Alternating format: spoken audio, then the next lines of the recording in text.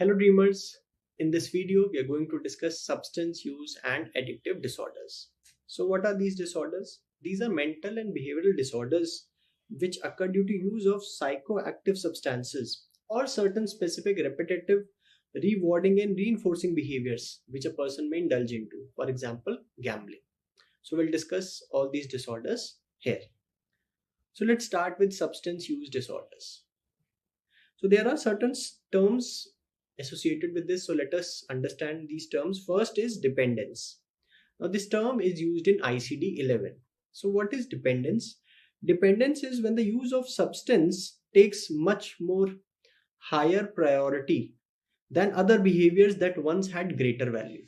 For example, previously person used to spend good amount of time with family, friends, was very punctual at his work.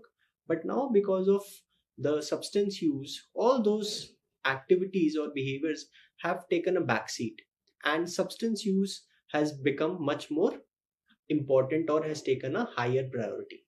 So this is dependence. This includes behavioral dependence. So now in the behavior you'll see changes related to the substance. For example, substance seeking behavior. Wherever he goes, he tries to seek that substance. Then physical dependence. Physical dependence is physiological effects which occur because of repetitive use of substance. For example, development of tolerance, withdrawal symptoms. What are withdrawal symptoms? These symptoms occur if the person stops taking that substance which he was taking for a long time. So certain physiological symptoms may develop, so which we'll discuss in a while. And also includes psychological dependence. Now psychologically also, his thoughts and his thinking is also related with the substance. He may report of lot of urge to consume that substance, that is craving. So this includes behavioral dependence, physical dependence and psychological dependence. So let us take an example of Mr. Depp for dependence, let us say. So he started consuming, he went to a party and he was offered alcohol and he consumed one peg of alcohol, that is 30 ml. And he felt, good. He felt certain, relaxed, and gradually started consuming 30 ml every day. Now, over a period of time, he realized that this one peg of alcohol is not giving him that all, previous effects which he was getting. So he gradually started to increase the amount. So within a few years, he started consuming a quarter of alcohol, that is around 180 ml of alcohol every day. And again, he would realize that this amount of alcohol is not giving similar effect, and he further increased the amount to 2 quarters of alcohol, that is 360 ml in a day. So over a period of, let us say, few years, he from 30 ml he reached to 360 ml. And then again, over a course of few years more, he now started consuming a bottle, that is around 750 ml of alcohol every day. So whenever, on days when he would not consume this much amount, 750, he would report of tremors, he would report of anxiety, he would report of sweating. And also now he's neglecting all the other behaviors. He's not punctual at his workplace, he's neglecting his family life, and he's just, spending more and more time in consuming this substance. Okay, so now based on this, let us try to understand important criteria for dependence. So first is, there is a strong desire or a sense of compulsion to take a substance. So Mr. Depp says that, he has that urge or a strong desire to consume this substance. This is known as craving. Second is, there is difficulty in controlling substance taking behavior in terms of its onset or termination or level of use. So Mr. Depp says that whenever he starts consuming, he's not able to stop it, and he's not able to control the level of use or the amount of use. He would consume higher amounts. So he's having difficulty in controlling such substance taking behavior.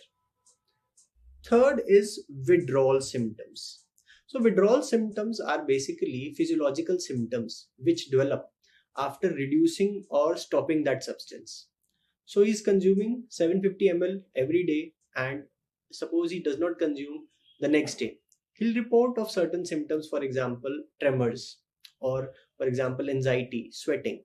So these are withdrawal symptoms which occur whenever that substance is withdrawn from the body. So all these substances have specific withdrawal symptoms, which we'll discuss with the individual substance. Next is tolerance. So what is tolerance? Tolerance means increased amount of substance is required to produce the desired effects, which previously were produced by the lower amount. So as in this case of Mr. Depp, earlier 30 ml was giving him that desired effect, but now that does not seem to get the similar effect. So he started to increase the amount. So from 30 ml, he eventually reached to 750 ml per day. So this is tolerant. That means the body starts to tolerate the lower amount and higher amount is required to produce the desired effect. So this is development of tolerance. Next is there is progressive neglect of alternative pleasures or interest because of substance use. So again, similarly in the example which we discussed earlier, spending time with family, being punctual at work, spending time with friends, all those pleasurable activities now the person is neglecting, and the precedence is been taken by the substance use behaviors.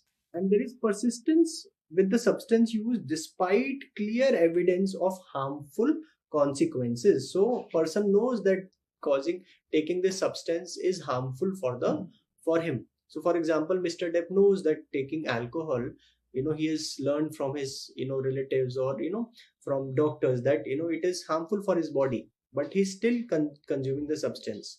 It has also negatively impacted his family life, his work life, but still, despite knowing all these negative or harmful consequences, he's consuming this substance. So dependence is when these symptoms are evident over a period of at least 12 months. So then we say that the person has substance dependence for that particular substance. Now, second term is harmful use. Again, this term is used in ICD-11. So in a harmful use, basically we say that the criteria of dependence use has not met up till now. Okay. So what is harmful use? So it's a pattern of substance use that has caused damage to person's physical health. For example, someone is consuming alcohol in a way that has started to affect his body. For example, alcohol has started causing alcohol liver disease, or it has started damaging person's mental health. For example, after consuming alcohol, the person starts developing symptoms of anxiety, or someone who's consuming cannabis starts develop a episode of psychosis, or it has resulted in behavior that is harming health of others. For example, after consumption of alcohol, the person gets into tussle with his family members, and in that it may lead to injury to any of his family member, causing trauma. So it is either started to affect his physical and mental health, or his behavior have started to harm the health of others. Then we say it is harmful use of that substance. Similarly, single episode of harmful use of substances when just a single episode of that substance has damaged person's physical or mental health, or has resulted in behavior harming the health of others. Again, this is term used in ICD-11. Now, DSM-5 generally uses the diagnosis of substance use disorders, and it doesn't categorize it into dependence and harmful use. It uses a single term of substance use disorders. So now let's talk about substance intoxication. So substance intoxication is a transient condition that develops after consumption of substance. So which is characterized by disturbance of consciousness or cognition, perception, affect, that is emotions, or the behavior of the person. So person has consumed that. So generally it occurs in when the person is consumed it in high amount, leading to disturbance in one or more of these faculties. Then we say that the person has substance intoxication. Now next is substance withdrawal. So it includes cluster of symptoms that occur after stopping or reducing the amount of substance after consuming it for a prolonged period of time or in large amount. So person was consuming substance for a long time or in large amount, and suddenly the person has reduced or stopped that substance. So it results in certain symptoms which are known as substance withdrawal or withdrawal symptoms. So all the substances generally, these withdrawal symptoms are specific to each substance, which we'll discuss in a while. Now let's talk about the etiology of the substance substance use and these addictive behaviors. The first are the biological factors. So these, first in this includes genetic factors. So there is a strong evidence from studies of twins, adoptees, that indicates that, cause of substance use has genetic component. So many of the times it is seen that, someone who's consuming substance or has substance use disorder, so there may be some family history of, substance use. So genetic factors again play an important role. And initial results initially now have shown association with genes that affect dopamine production. Okay, so many times it is seen that people having substance use disorders, they have genes in which the dopamine production genes have been affected. Okay, now again there are also neurotransmitters in certain pathways also have been reported to be implicated in development of substance use disorders. The primary neurotransmitters which are involved or in developing this substance use disorder include opioids.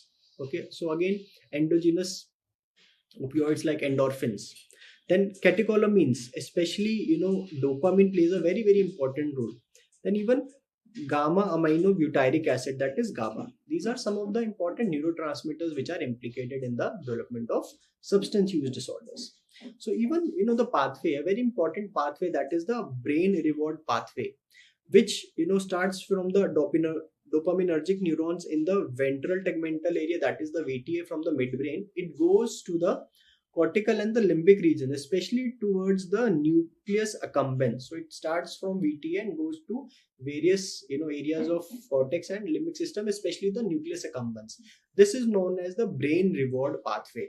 It is seen that in a lot of these substance use and addictive behaviors, there is a stimulation of this pathway. There is an increase of dopamine in this pathway, which leads to that reward or reinforcing behavior, which causes that behavior to become repetitive.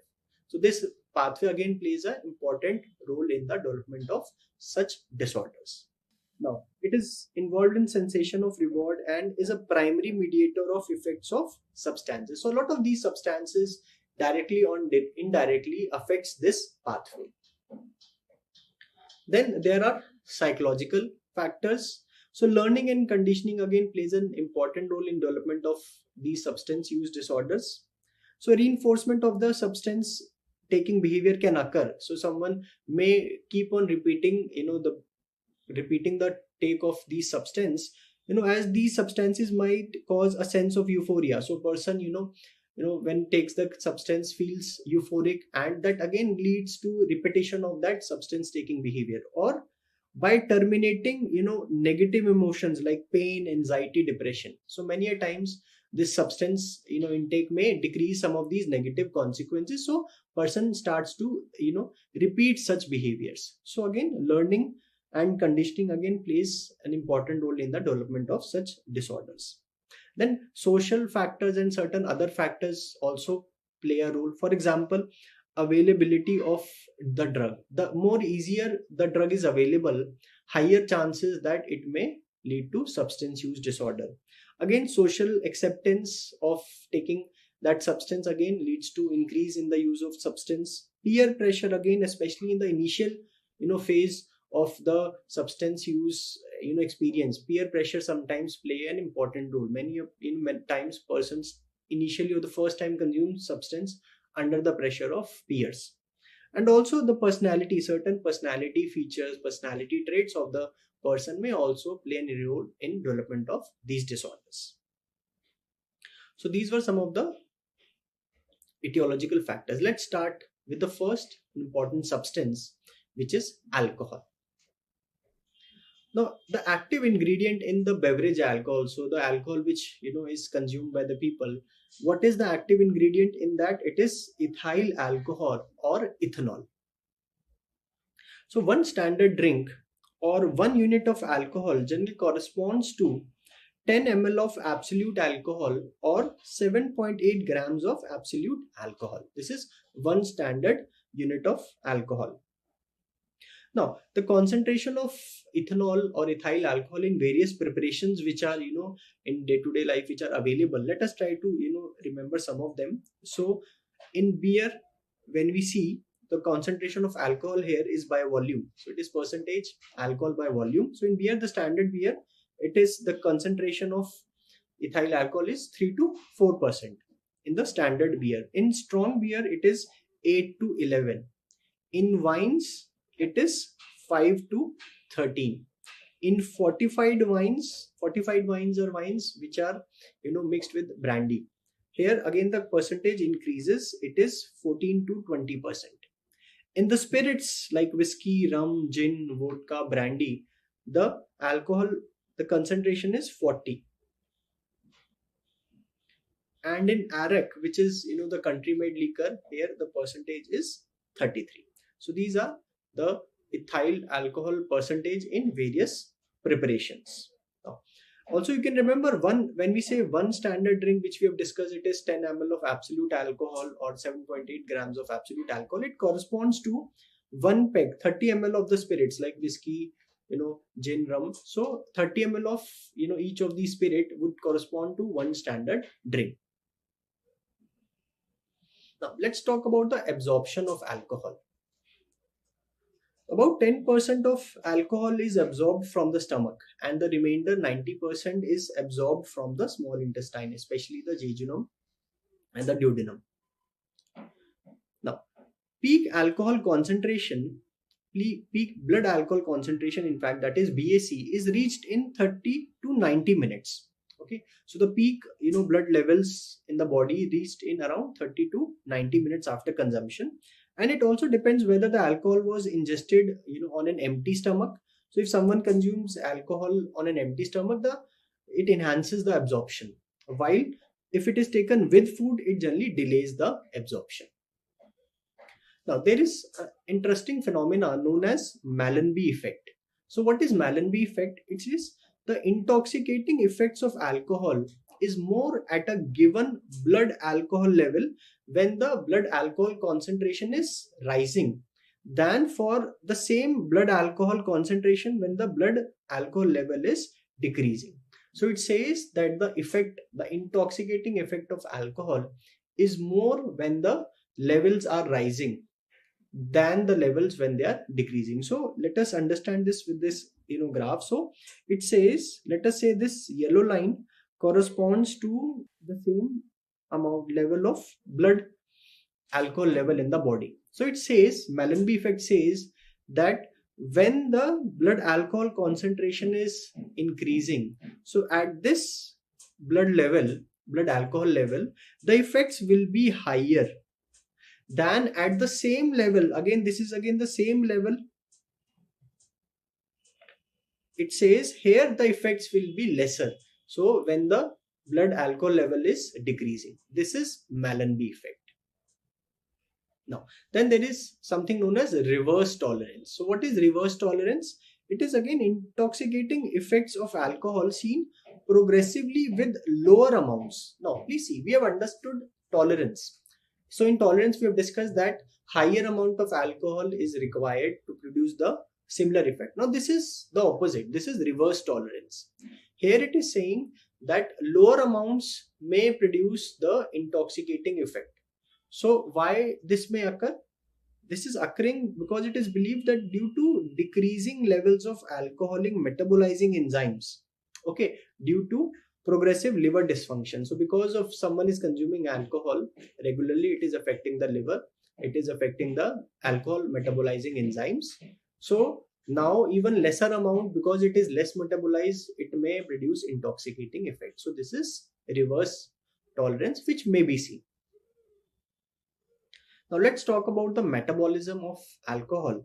About 90% of the absorbed alcohol is metabolized through oxidation in the liver. Remaining 10% is excreted unchanged by kidneys and the lungs. So liver is the main center of metabolism of alcohol. Now rate of oxidation is around 7 to 10 grams. That is one standard drink in an hour. So this is the rate of metabolism in the body. Now also let us try to understand how alcohol is metabolized in the body. Again we will, when we'll talk about the treatment, we'll use this again in one of the treatment modalities. So alcohol or ethanol is oxidized by alcohol dehydrogenase or ADH to acetaldehyde, which further is then oxidized by aldehyde dehydrogenase or ALDH enzyme to acetic acid, and which subsequently is converted to carbon dioxide and water. So this is the metabolism of ethanol in the body.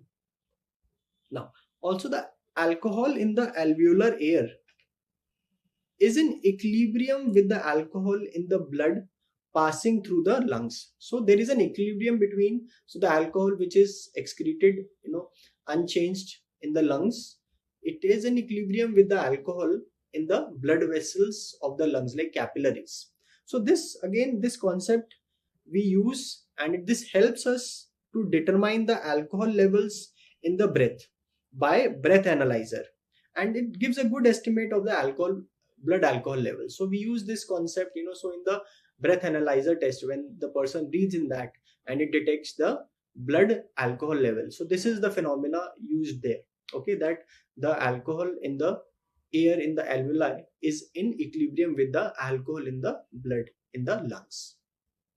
So this blood alcohol concentration, very commonly it is assessed by breath analyzer, and also it can be assessed by a formula, that is the Widmark formula. So this depends, if one knows the amount of alcohol which someone has consumed and also the body weight. So it depends on these two factors, and if this is applied in this formula, Widmark formula, one would get the blood alcohol concentration or BAC. So these are, some of the methods used to detect the blood alcohol concentration.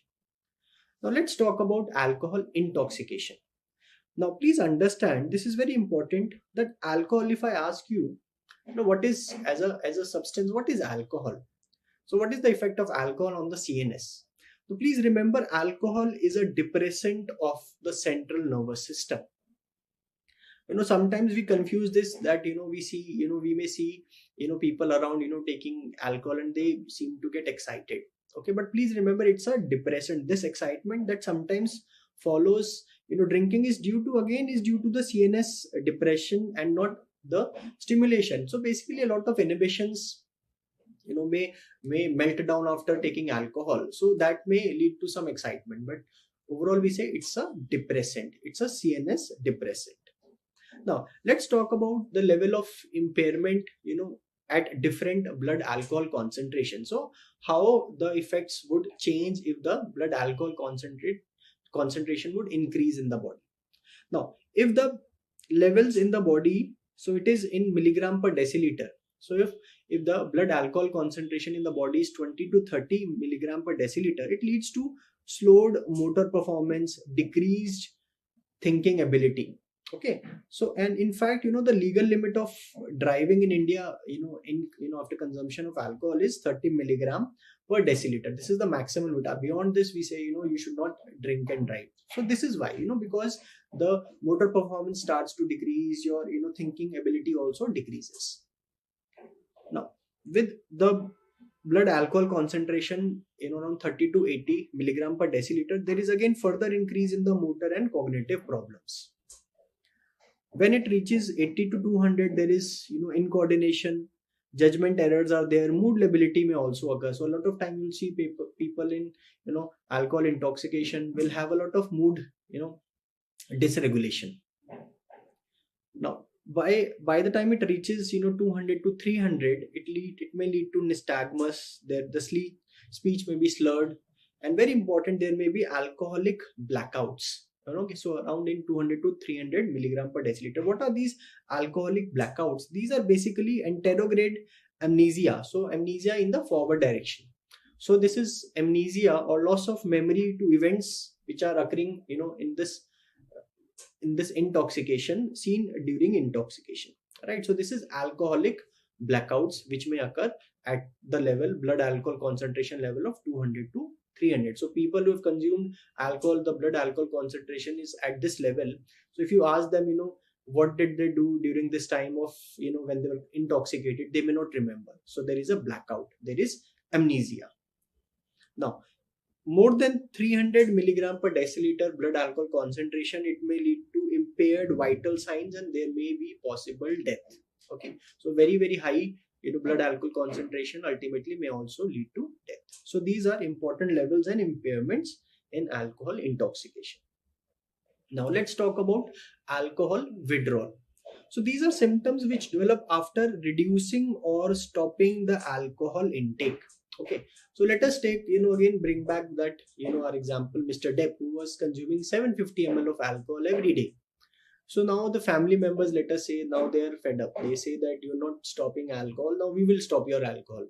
So what do? They put him in a room and bolt the door from outside. So what they've done, they have stopped his alcohol suddenly. Okay. So now he may start to develop certain symptoms. So let us understand what all symptoms may occur. Okay, so why these symptoms are occurring, let us understand that as well. So CNS has adapted to the constant pressure of alcohol, in the presence of alcohol in the body. This is known as neuroadaptation. So now this, there is a continuous depressant the CNS is receiving. So this patient, Mr. Depp, is continuously giving a depressant to his central nervous system, and when that blood alcohol concentration suddenly is lowered, so now what happens is that brain comes to an hyper excited state. So the continuous depressant which the brain was getting, it has suddenly withdrawn. So now brain goes in an hyper excited state, which leads to these withdrawal symptoms. So now we'll learn some of these withdrawal symptoms, so you'll understand. So a lot of such hyper excited symptoms may occur. So now when Mr. Depp is inside the room and 6 to 8 hours have passed, so from the last intake of alcohol, 6 to 8 hours have passed. So this is again based on the duration. So duration after stopping alcohol or decreasing alcohol in terms of hours. So in the next 6 to 8 hours, the person may develop tremulousness. There may be tremors. So these are the classical or the most common sign, or sometimes say the earliest sign to develop in alcohol withdrawal. So person inside, so Mr. Depp from inside the room is shaking. His hands, his body is shaking. So coarse tremors usually occur. Okay, so this is again very important, the first sign or the most common sign. Then there are also other symptoms which may also be seen in this withdrawal state. GI symptoms may occur like nausea, vomiting. Then autonomic hyperactivity. So again in the hyperactive state, so there may be symptoms of anxiety, arousal, sweating may be there, mydriasis, pupillary dilatation, tachycardia, hypertension. These symptoms may also accompany along with tremors. But again, this is very, very important that tremors would occur. Now, again, but the family members, they say, no, we are not going to open the door. So 6 to 8 hours now have passed till from the last alcohol dose. So now the patient may develop alcoholic hallucinosis. So what is this alcoholic hallucinosis? So hallucinations may develop. So auditory hallucinations are more common. So visual hallucinations can also be seen, but we say generally alcoholic hallucinations are more common in alcoholic hallucinosis. So Mr. Depp could be seen inside his room. He's talking to someone. No one is around. So there may be auditory hallucinations which have started. Now please remember, these hallucinations occur in clear consciousness. There is no impairment of consciousness, just hallucinations which have also developed. But now again the family members say that they will not open the door. Now 12 to 24 hours have passed, and now what they see is that Mr. Depp is lying down on the floor. There is jerky movements of the body, sudden jerky movements of the body. The eyes are uprolled. There is clenching of teeth, urinary incontinence. So what are developed? There have been seizures which have now started. These are alcohol withdrawal seizures. So these seizures are generally generalized tonic-clonic seizures or GTCS seizures, and many times they may occur as cluster seizures. That means patient often have more than one seizure in a span of 3 to 6 hours. So they may occur in clusters. Okay, and these are also sometimes known as rum fits. So fits due to withdrawal of rum fits. Okay, so now the family is worried. Now they put him in a car, and now they're taking him to a hospital. So now the family members are worried. But again, the hospital is very far. By the time they reach the hospital, so within the next 72 hours, what may develop? There may develop a very, very important alcohol withdrawal symptom, that is delirium tremens. Delirium tremens may develop. So it's a very, very severe form of alcohol withdrawal. So what is delirium tremens? There is disturbance of consciousness. Now person is in a delirium state. So this Mr. Depp, his consciousness is impaired. He is disoriented. So when the family members reach the hospitals, he's not able to identify the time. He's not able to identify the place. He's saying he's at his home, although he's in the hospital. He's not able to identify the person. So there is disorientation to time. Even in delirium tremens, there may be hallucinations, but very important to remember here, most common hallucination in delirium tremens is visual hallucination. So he's reporting maybe that there are small snakes he can see which are crawling. So visual hallucinations are more common. Of course, auditory hallucinations can also occur. And of course, other symptoms like autonomic hyperactivity tremors may also be seen. So now he's landed into delirium tremens. Okay, so please understand, when we talk about alcoholic hallucinosis, it also has hallucinations, while delirium tremens also have hallucinations. So alcoholic hallucinosis we discuss, auditory hallucinations are more common, and very important to differentiate that these occur in clear consciousness. This is very, very important. It occurs in clear consciousness, while a very characteristic symptom of delirium tremens is impairment of consciousness. So this is how you can differentiate. Now please understand, not every person who is consuming alcohol and in the withdrawal symptom will have all these symptoms. Generally, if it is very severe, then you will find seizures or delirium tremens may set in. Now delirium tremens is a medical emergency. It is the most severe form of withdrawal. It's a medical emergency. If it is untreated delirium tremens or DTs, mortality rate is 20%, very high. So it's a medical emergency. Mr. Depp needs to be treated. Based on the symptoms, we can say that generally we say tremulousness and other symptoms like autonomic hyperactivity, these are generally milder symptoms. Alcoholic hallucinosis, again, when it develops, we say it is moderate symptoms. Seizures again are very severe withdrawal symptoms, and delirium tremens or DTs are life-threatening withdrawal symptoms. Okay. Now, especially the risk of delirium tremens, it increases further if there is some hepatic insufficiency or some hepatic disease is there, some like pancreatitis, disease like pancreatitis, or there is some infection, there is some heart failure or some renal disease. So often when someone develops delirium tremens, try to look for if there is some other disease as well, because again other such diseases increases the risk of delirium tremens in alcohol withdrawal. Now let us discuss alcohol-induced disorders. So these disorders, as the name suggests, they occur because of alcohol. And these symptoms usually resolve within a month of cessation of alcohol intake. So if they're induced by alcohol and one stops alcohol, these symptoms generally would resolve in a month. If the symptoms persist for more time, then that means they may not be induced by alcohol. So one should look for possibility of independent disorders. So alcohol-induced disorders include alcohol-induced psychotic disorders. So patient will develop psychotic symptoms. Similarly, alcohol-induced bipolar disorders, there may be episodes of mania, hypomania or depression. Patient may have alcohol-induced depressive disorders, alcohol-induced anxiety disorders, sleep disorders, sexual dysfunctions, and alcohol-induced neurocognitive disorders. So let us discuss some of the important alcohol-induced neurocognitive disorders. So the first alcohol-induced neurocognitive disorder we'll discuss is alcohol-induced amnestic disorders. So as the name suggests, there is some impairment in memory.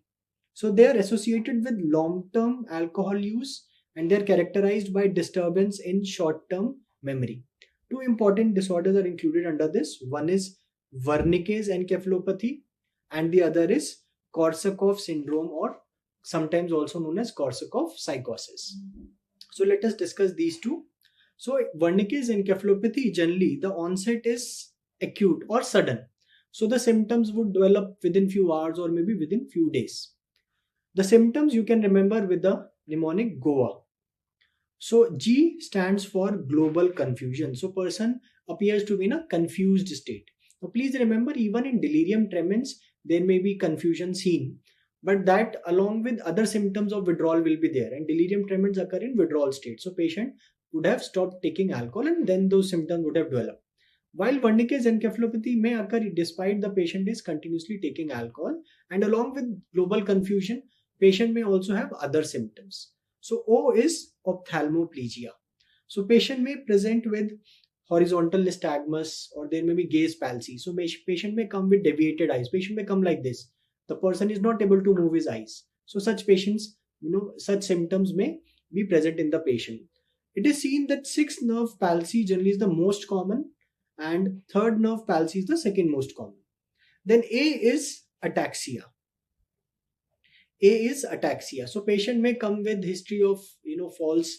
Patient is not able to move properly. There is problems in gait.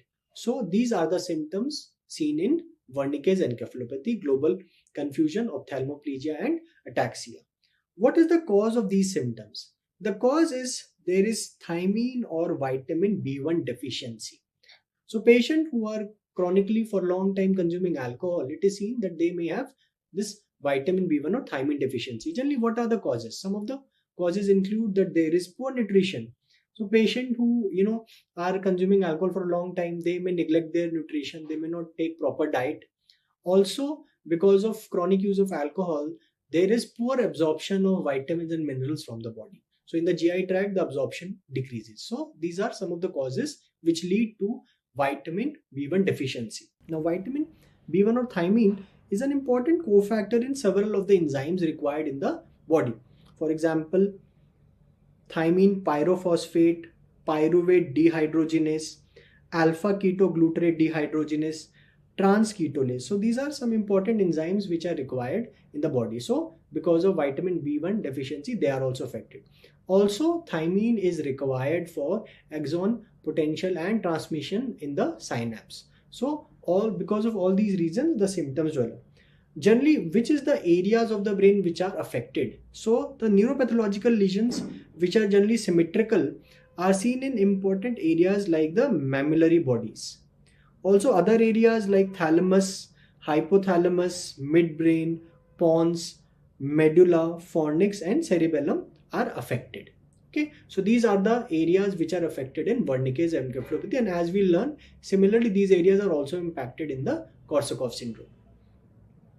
Now when we talk about the treatment, since there is deficiency of vitamin B1, so the treatment includes thiamine supplementation, and generally it is seen that these patients, they respond rapidly to parenteral thiamine. So thiamine parentally given, these symptoms generally resolve rapidly. So generally, initial dose is 100 milligram. So after the parenteral, we can give oral doses. So oral 2 to 3 times a day it is given, and it is continued for 1 to 2 weeks. Now generally it is seen that this is a reversible condition. So person with symptoms of having Wernicke's encephalopathy, generally these symptoms resolve if thiamine is given. Ophthalmoplegia generally gets reversed within hours. So it is one of the first symptoms which get reversed. Sometimes in certain, in small percent of cases, there may be some residual ataxia may remain, and despite proper treatment, residual ataxia may remain. Now it is always a good practice. This is a very important point which one can apply in clinical practice. So in patients with alcohol related disorders, and those who are receiving IV glucose solution, it is always a good practice to add 100 milligram of thiamine in each liter of glucose. So suppose a patient has alcohol related disorder and you give IV glucose, so that glucose again is utilized, again the thiamine as a cofactor, those enzymes are utilized, and that may precipitate Wernicke's encephalopathy. So it is often good that you add thiamine beforehand. So many times patient who come in such disabled or unconscious state, and when you're giving fluids, especially glucose, it's always good to add thiamine in the solution. Now second is Korsakoff syndrome. Now the onset of Korsakoff syndrome, it is chronic. So it is slowly progressive. It chronically the symptoms start, as compared to Wernicke's, which was sudden in onset. And generally Korsakoff syndrome may be a sequel to Wernicke's encephalopathy. The symptoms in Korsakoff syndrome are impairment of recent memory, So there is anterograde amnesia seen. So anterograde amnesia means amnesia in the forward direction. So it is basically inability to form newer memory. So in fact, even retrograde amnesia is also seen. Retrograde mean amnesia to the past event. So inability to recall old memory. So both anterograde and retrograde amnesia is seen. Generally, anterograde amnesia is more common than retrograde amnesia.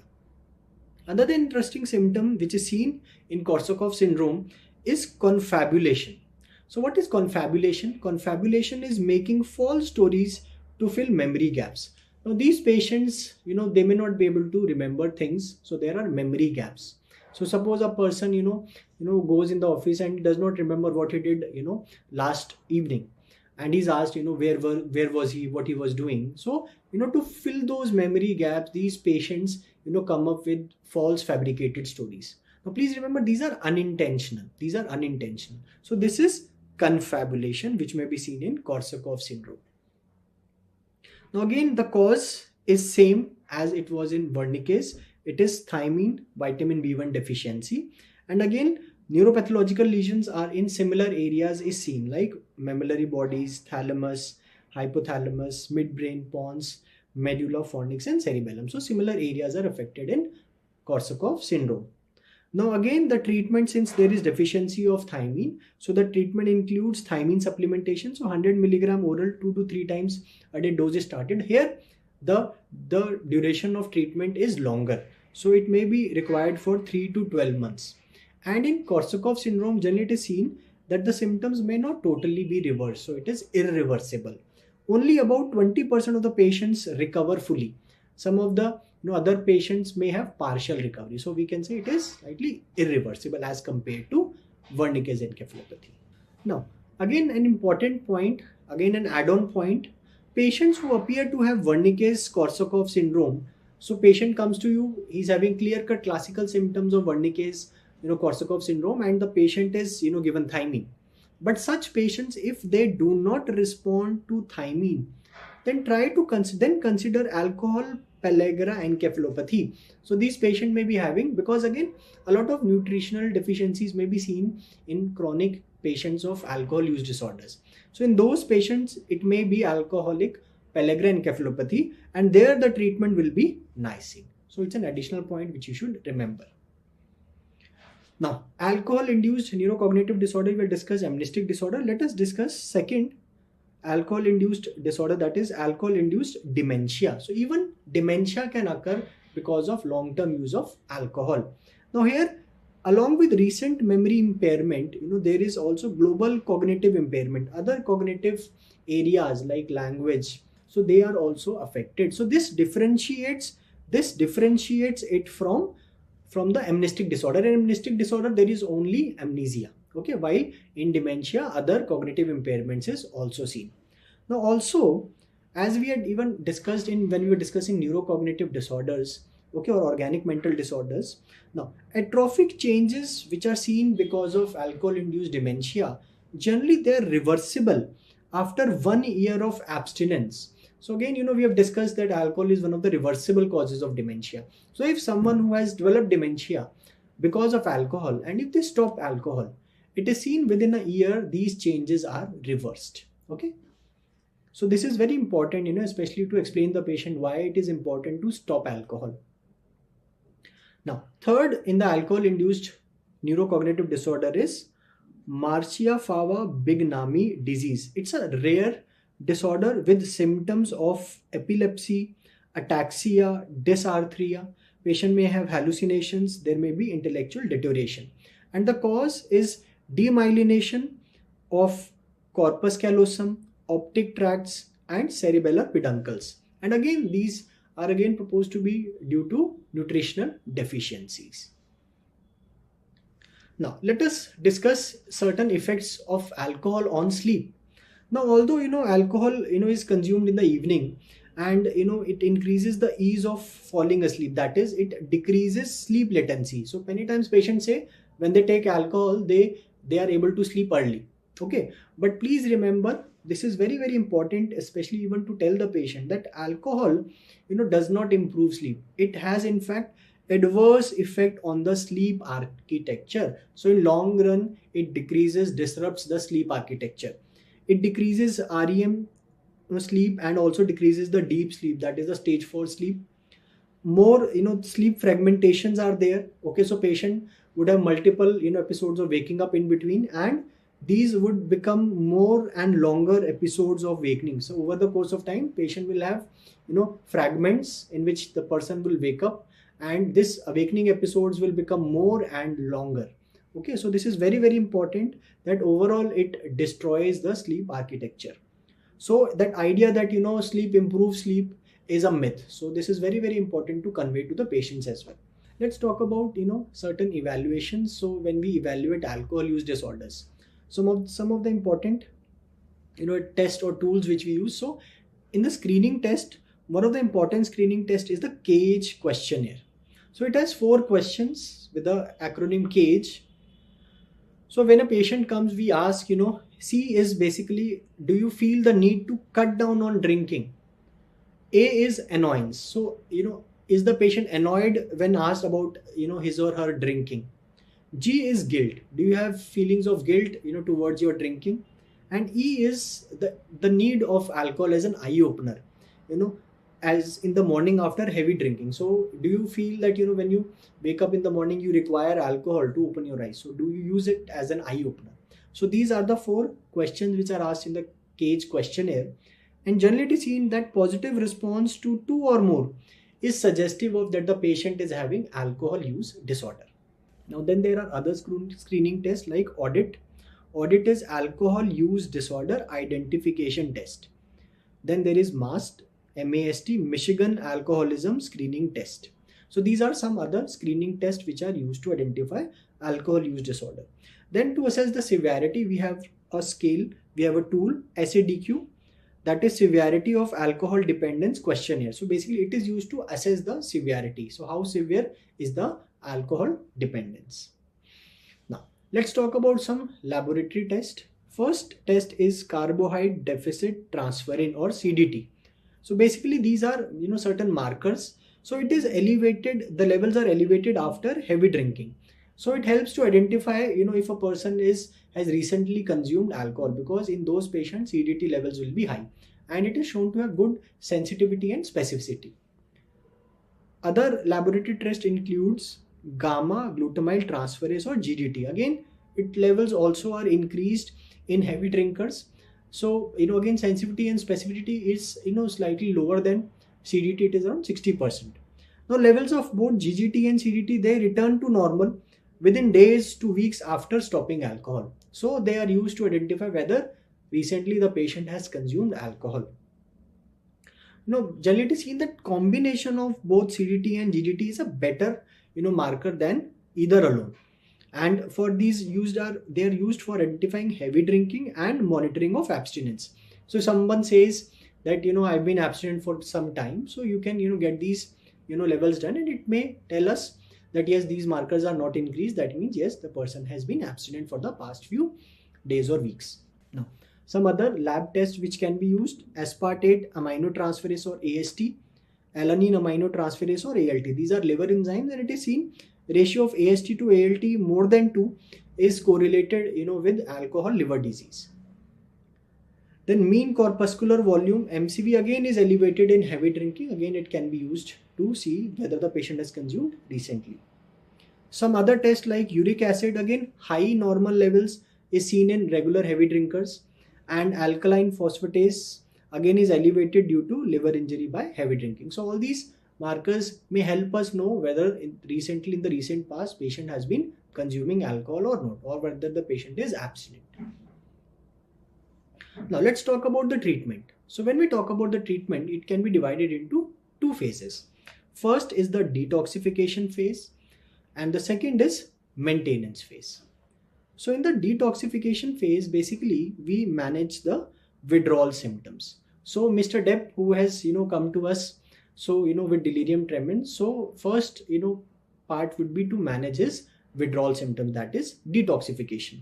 Now usual duration of treatment is 7 to 14 days, and drug of choice for alcohol withdrawal is benzodiazepine. So we have discussed alcohol is a depressant. So again, we are substituting it with another similar drug. So we are using benzodiazepines. So for all the withdrawal symptoms, maybe tremors or hallucinosis, seizures, or maybe delirium tremens in which Mr. Depp has come to us, again, for all these symptoms, the treatment is benzodiazepines.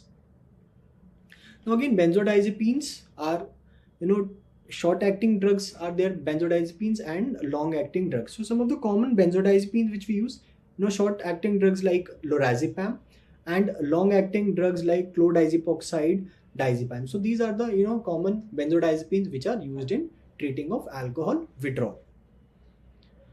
Now again, as we discussed, in all these symptoms, whether it is hallucinosis, so if a patient comes with hallucinosis, with hallucination, don't think psychotic symptoms are there, so we should start with antipsychotic. No, the primary treatment will remain benzodiazepine. Even with seizures, the treatment will be benzodiazepine, and even in delirium tremens. So basically, when the patient comes with these symptoms, depending on the severity, so more severe the symptoms, higher dose of benzodiazepine may be required initially, and gradually then slowly we taper the drugs and we stop. So by 7 to 14 days, we stop the benzodiazepines. This is how we manage the withdrawals.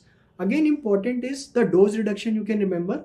So let us say if on the first day, high dose of benzodiazepine, let us say X is required. So by second day, we may start reducing it 20% every day. So this is how we reduce the benzodiazepines. Again, you can remember this. Now, let us say, how to treat a patient with alcohol withdrawal who is having liver disease. So, again, it is possible, and also common, someone who is consuming alcohol for a long time may also have liver disease. So, you see there are liver disease, or you see that the LFTs are deranged. Or let us say there is a clinical scenario in which, just like Mr. Depp has come, you have taken the sample and you sent to the lab. It may take some time, for the results to come, and you have to start some benzodiazepine. So in such situations, what benzodiazepine you will prefer? So please remember, generally, some benzodiazepines, are metabolized in the liver by glucuronidation, and they lead to no active metabolites, while others may, undergo oxidation, glucuronidation, and also may have active metabolites. So, more enzymes required, methods of metabolism required, and more active metabolite, it will be a more burden on the liver. So generally, drugs which, undergo glucuronidation and they have no active metabolite, generally these are preferred in patients with liver disease. So what are the drugs which may be used? You can remember it with the mnemonic liver okay. So what are the drugs which are okay for the liver in liver disease? You can remember lorazepam and oxazepam. Okay, these are the drugs which we can use in liver disease. While other drugs, which undergo both oxidation, glucuronidation, may have more burden, on the liver, like chlordiazepoxide or diazepam, generally are less preferred in liver disease. Now again, when we talk about the withdrawal symptoms based on the severity, now again, any of those, benzodiazepines can be used. But again, if specifically you are asked and if you choose, so how, we can choose? Suppose the symptoms are mild, so mild to moderate withdrawals like tremulousness or alcoholic hallucinosis is there. Generally in those cases, chlordiazepoxide may be used. Chlordiazepoxide is, seem to have less, dependency potential. So chlordiazepoxide may be used in such cases. Then if a patient has seizures, withdrawal seizure, there IV diazepam may be used. And in patients with delirium tremens, DT, it is seen, many of the studies have shown that IV lorazepam may be a preferred drug. So you can also choose like this. But of course, clinically we can use any of these drugs to manage the symptoms.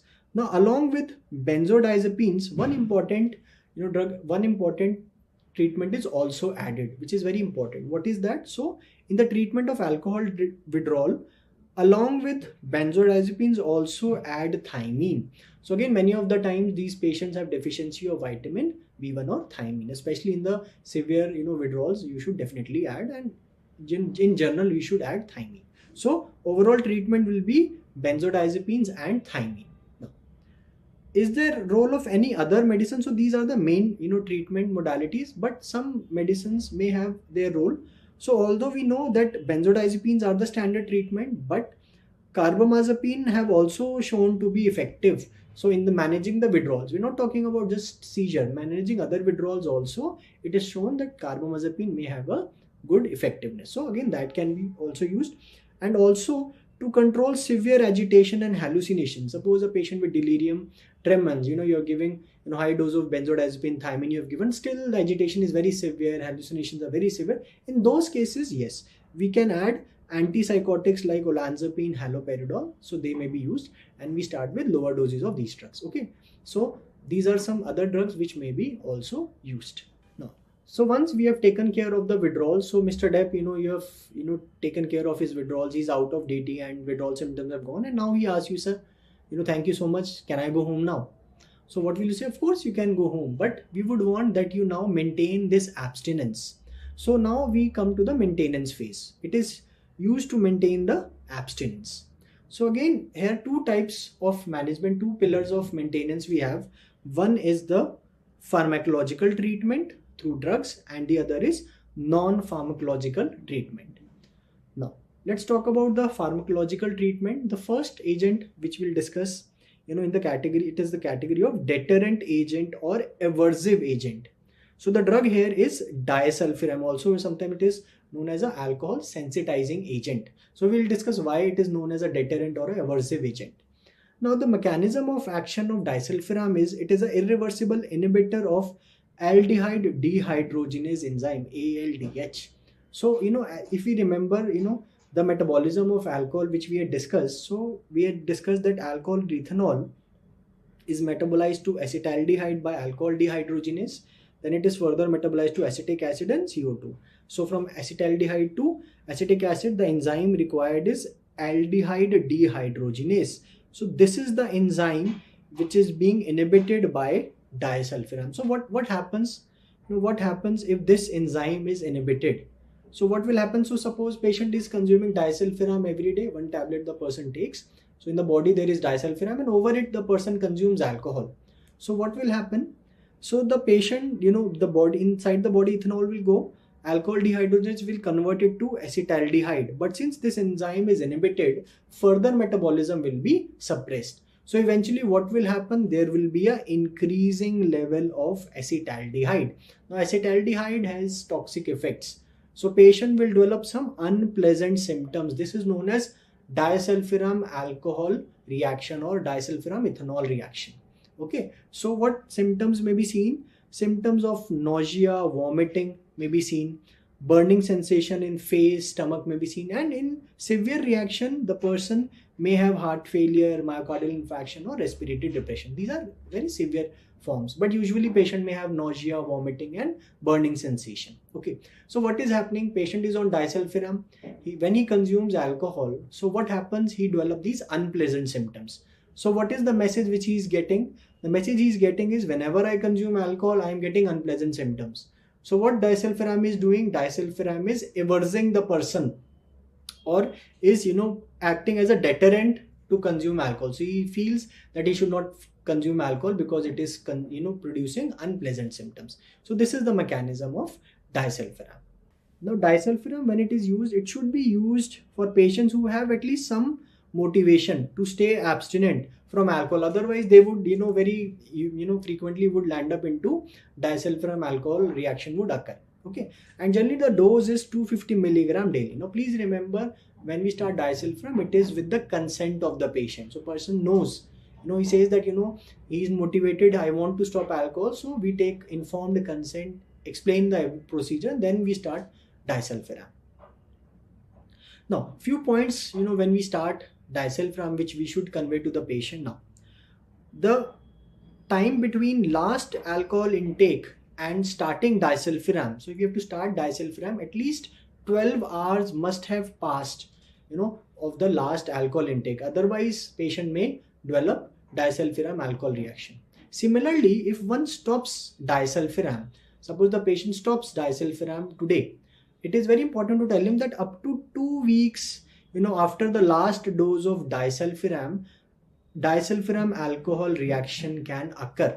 So it's not that today he has stopped disulfiram, tomorrow he can consume alcohol. The reaction can occur even up to 2 weeks. So this is important to tell the patient. Also, it is very important to warn the patient about alcohol in food like vinegar. So person who is on disulfiram, and if he consumes certain substances like vinegar which have alcohol, again it may also precipitate disulfiram alcohol reaction. Or certain substances like perfumes, colognes, they also have some degree of alcohol. Or cough syrups, they may also precipitate the reaction. So it is very important to tell the patient who is on disulfiram treatment. Now, when we talk about these drugs, again, I'll give you a trick to remember. So generally, if you see in disulfiram, both L and R are occurring. So liver and renal. So L is occurring first. So in disulfiram, one should monitor LFTs. Okay, because it is seen rarely it may cause fatal hepatitis. So again, frequent LFT monitoring should be done. Okay, so you can remember like this: L is coming early, so it is liver. Now, second is anti-craving drugs. Again, sometimes disulfiram may not be the right choice of treatment for maintenance. So generally, anti-craving agents are more commonly used. So in anti-craving agents, generally we have discussed that patient who have these substance use disorders, they report a lot of craving or urge to consume the substance. So important anti-craving agents for alcohol. First, we'll discuss acamprosate. So what is the mechanism of action of acamprosate? It is a NMDA, that is N-methyl D-aspartate antagonist. So NMDA is basically a glutamate receptor, which is an excitatory neurotransmitter. So the mechanism is it's a NMDA antagonist. Now the dose is 666 milligrams. So 333 milligram tablets are there. So 2 tablets thrice a day we give as a treatment. So sometimes it becomes cumbersome for the patient to consume, but this is the dose of acamprosate. Now, we start after stopping alcohol. So generally acamprosate is started when the patient has stopped consuming alcohol. Okay.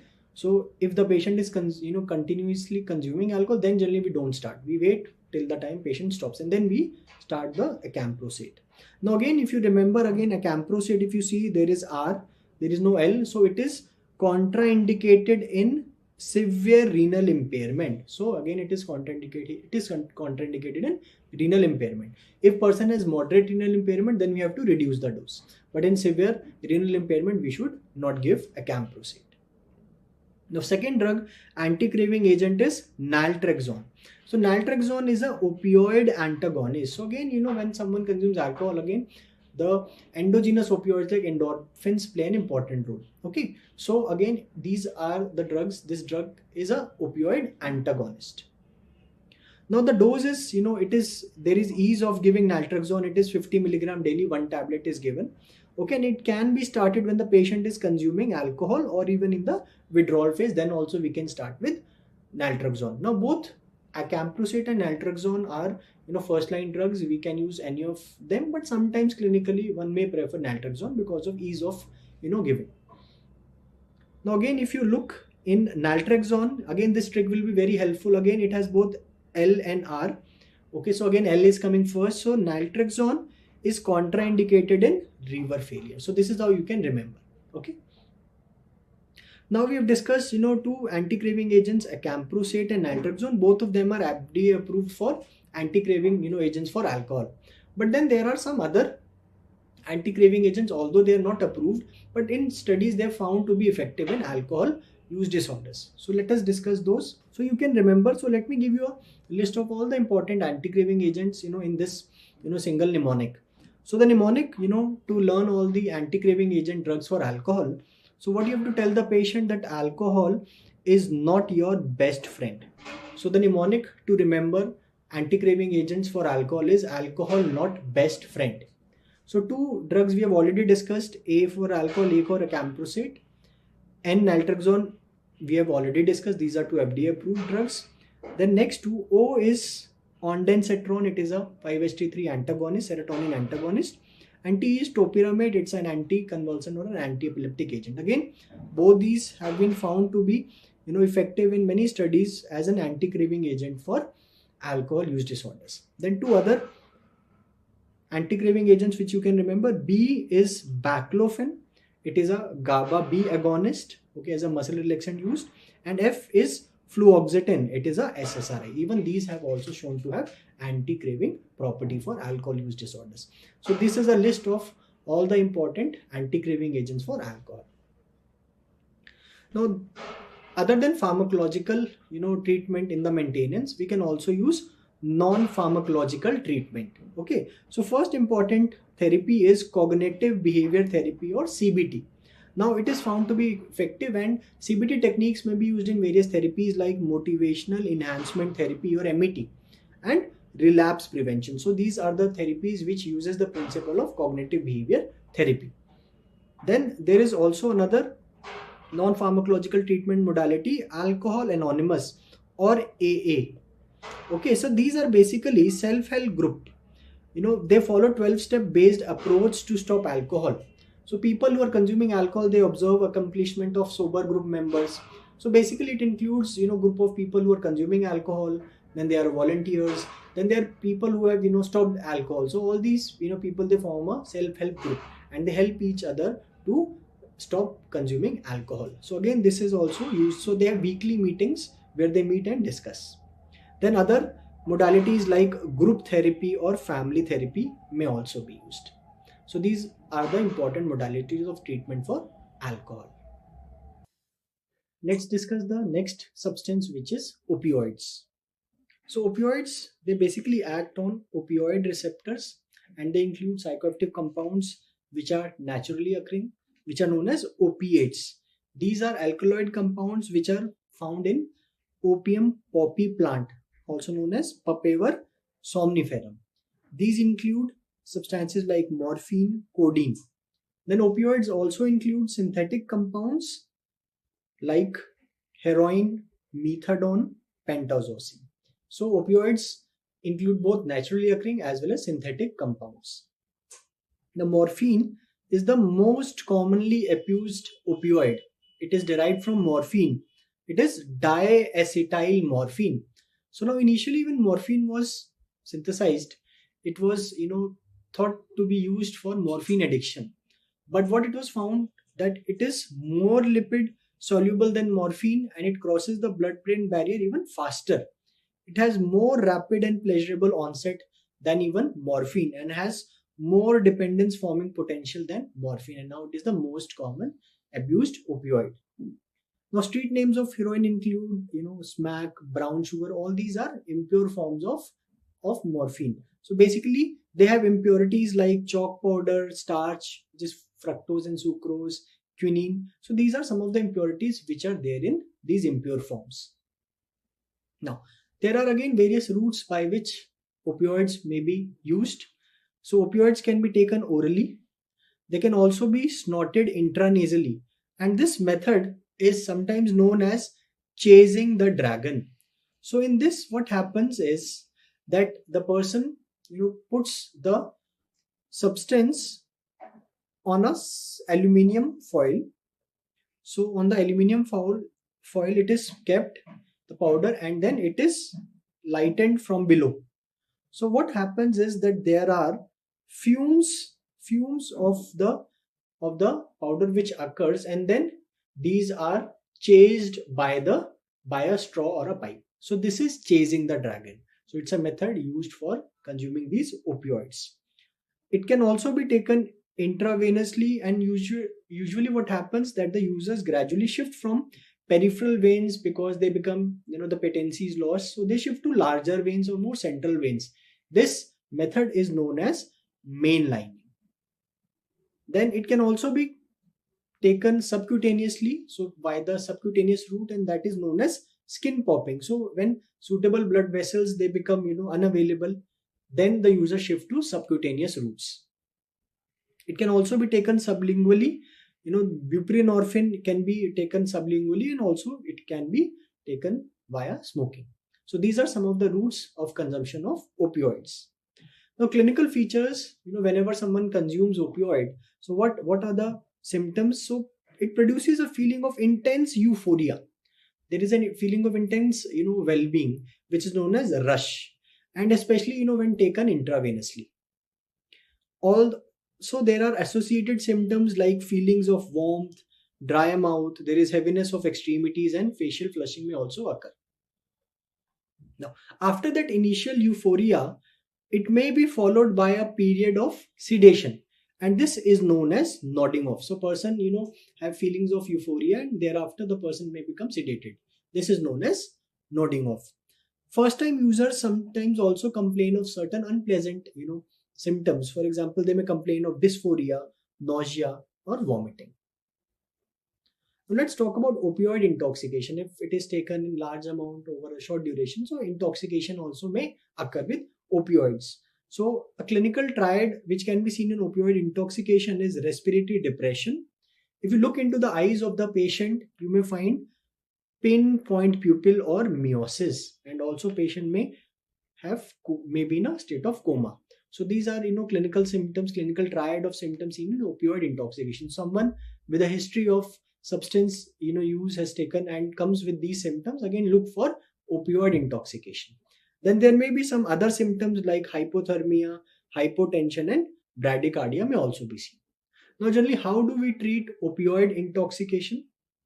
The drug of choice. So person is consuming, has consumed opioid. So what is the treatment? Drug of choice is IV naloxone. It is a opioid antagonist which is short acting. Now it is given at a slow rate of at 0.8 milligram per 70 kgs of the body weight. And what are the signs of improvement? So after giving naloxone, the signs of improvement include increase in the respiratory rate. If you look in the eyes, pupillary dilatation may be seen. So these are signs which suggest that there is improvement after naloxone. Now let's talk about opioid withdrawal. Now someone who is consuming opioid for a long time or heavy use, so again patient may develop certain symptoms after stopping or reducing the opioids. So this is basically spontaneous withdrawal after stopping or decreasing the amount, or after taking an opioid antagonist like naltrexone also, then also patient may develop withdrawal symptoms. Such withdrawal symptoms are known as precipitated withdrawals. Okay, so after prolonged use of opioid. So either the patient has suddenly stopped or reduced the amount, then the person has developed the symptoms, or the patient has taken an antagonist that may also produce withdrawal symptom. That is known as precipitated withdrawal. Now, spontaneous withdrawal symptoms usually develop or they appear 6 to 8 hours after the last dose. They generally peak at around 2 to 3 days. The symptoms are highest during at around 2 to 3 days, and they generally resolve by 7 to 10 days. So longer acting opioids may take slightly longer time. So this is the usual time taken in the spontaneous withdrawals. Now, so when we talk about the withdrawal symptoms, again they are very unique withdrawal symptoms one should remember. So it produces flu-like symptoms. So what we have done is to understand, let us club some of those symptoms together.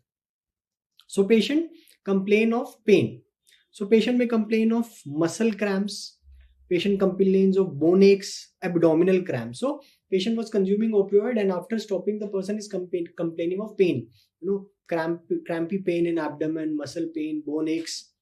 Then second symptom you can remember that there is leakage of body outlets. So the body outlet starts leaking. So patient may come to you with profuse diarrhea or lacrimation, tears in the eyes, or rhinorrhea, running nose. And even the sweat glands may also start leaking. So there may be excessive sweating. So patient was consuming opioid, suddenly stopped, now complain of these symptoms. Again, these are some of the important withdrawal symptoms. Then patient may complain of piloerection or goose flesh. The body hairs now become erect. So this is piloerection or goose flesh. Now in older days, one of the methods, people would do with someone who is consuming opioid, they would put him and lock him in a room. So what would happen? A lot of piloerection will be seen, and that is known as cold turkey. So it was a term used for, abstinence syndrome, which used to occur. Okay. So it is because of piloerection, this name has derived, cold turkey.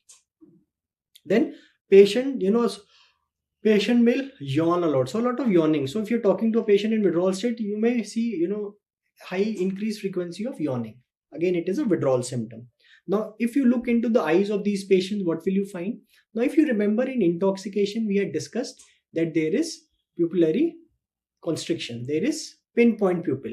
Here, there will be pupillary dilation or mydriasis. Now, some other withdrawal symptoms which may be seen, patient may report of insomnia, there may be hypertension, tachycardia. Then temperature dysregulation in the form of patient may have hypothermia or even hyperthermia. Then nausea, vomiting and restlessness may also be associated. So these are some unique withdrawal symptoms of opioid. Now let's talk about the treatment.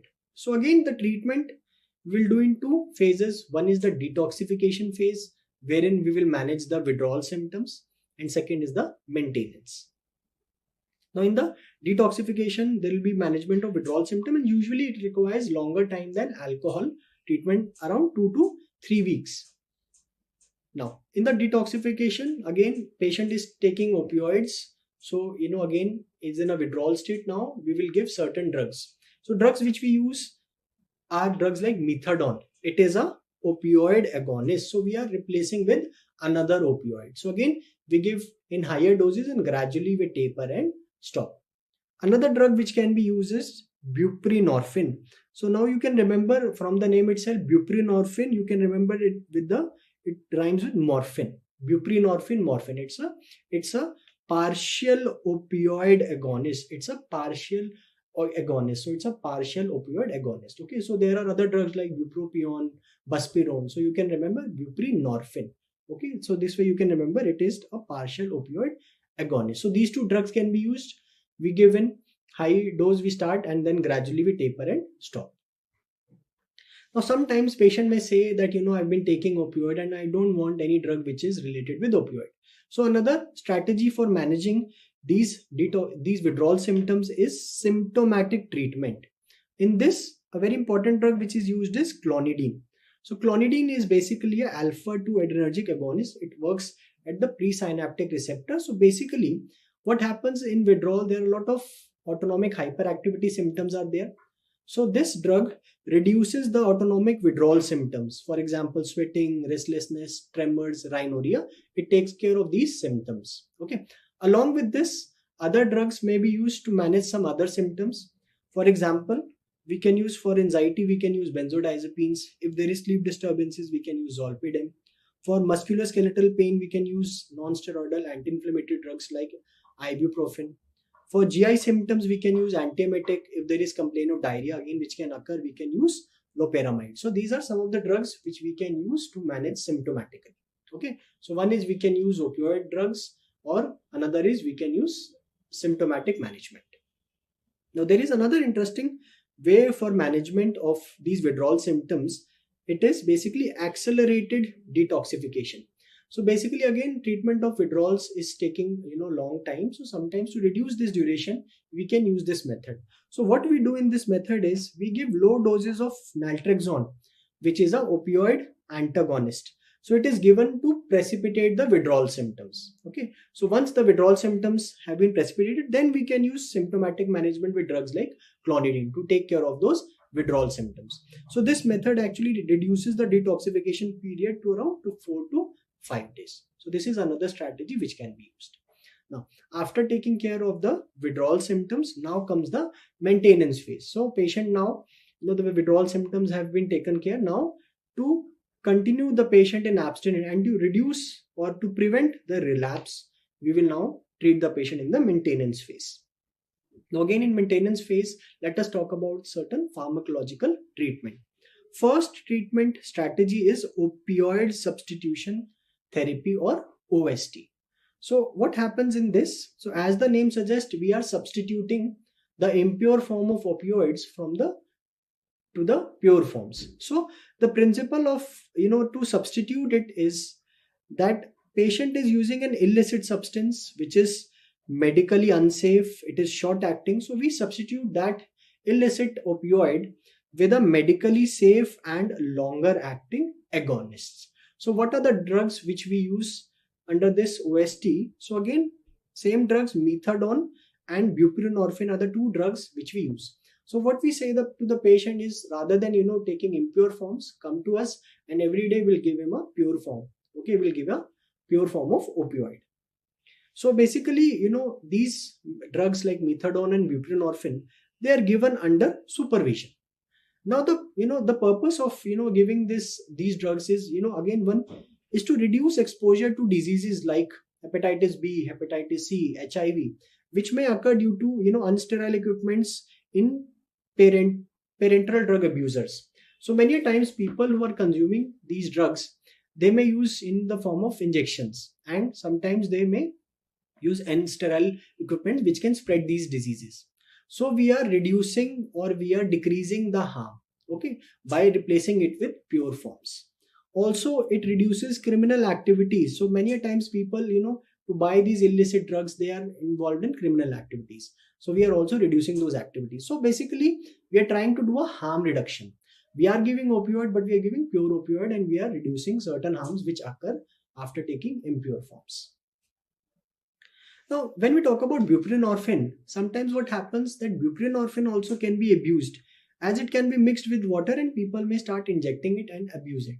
So one of the things which is done to reduce is that we use combination of buprenorphine and naloxone in the ratio of 4:1. So 4 buprenorphine and 1 naloxone. So, and it is given sublingually. So the patient comes to us and every day you can give a sublingual tablet. So what happens is basically naloxone has poor sublingual bioavailability. So when taken sublingually, it has minimal effects. But what happens if a person, mixes it in, water and tries to inject it? Now, if dissolved in water and injected, it will have maximum effects. So now what will happen? The person is taking buprenorphine, through IV route, and also it has mixed with naloxone. Naloxone is a opioid antagonist. So it will block the effects of buprenorphine and the person will not get any high or will not get that effects which generally we would get. So again, it will stop that purpose of getting abused. So this is one strategy which is used. Now, second strategy, pharmacological treatment in the maintenance of opioid use disorder is using opioid antagonists. So here we use the drug naltrexone, which is an opioid antagonist. It blocks the opioid receptors. So what does it do is, so a patient, we give naltrexone every day. So patient has, takes naltrexone every day. So it will occupy the opioid receptors. So now if the patient consumes any opioid from outside, so the receptors are already occupied, so there will be no effect. So it will fail to produce any euphoria. So the opioids from outside, if the person consumes, it will produce no euphoria, and patient will, may stop using these opioids. So this is another strategy which we use in the maintenance. Now let's talk about certain non-pharmacological treatment strategies for opioid use disorders. So we can use therapies like cognitive behavior therapy. Now, similarly, as it was Alcohol Anonymous in alcohol use disorder, there is Narcotic Anonymous, NA. Again, it is 12-step self-help groups. Again, it is found to be beneficial for opioid use disorders. Then group therapy, family therapy may also be used. Now, there is a unique, method, for opioid use disorders, that is therapeutic communities. So this especially is used for opioids. So these are residencies. So person has to stay there, in which the members have, the members who are having substance use disorders like opioid, they stay there. So where abstinence is the rule, and to be admitted in such communities, person must have high level of motivation. The goal of these communities is to change lifestyle, including substance abstinence, to develop personality, honesty, responsibility, and also social skills are also developed, and also to eliminate certain antisocial behaviors which these patients may have. So this is again therapeutic communities is used for opioid use disorders especially. Let us discuss the next substance, that is cannabis. So cannabis is derived from hemp plant or Cannabis sativa.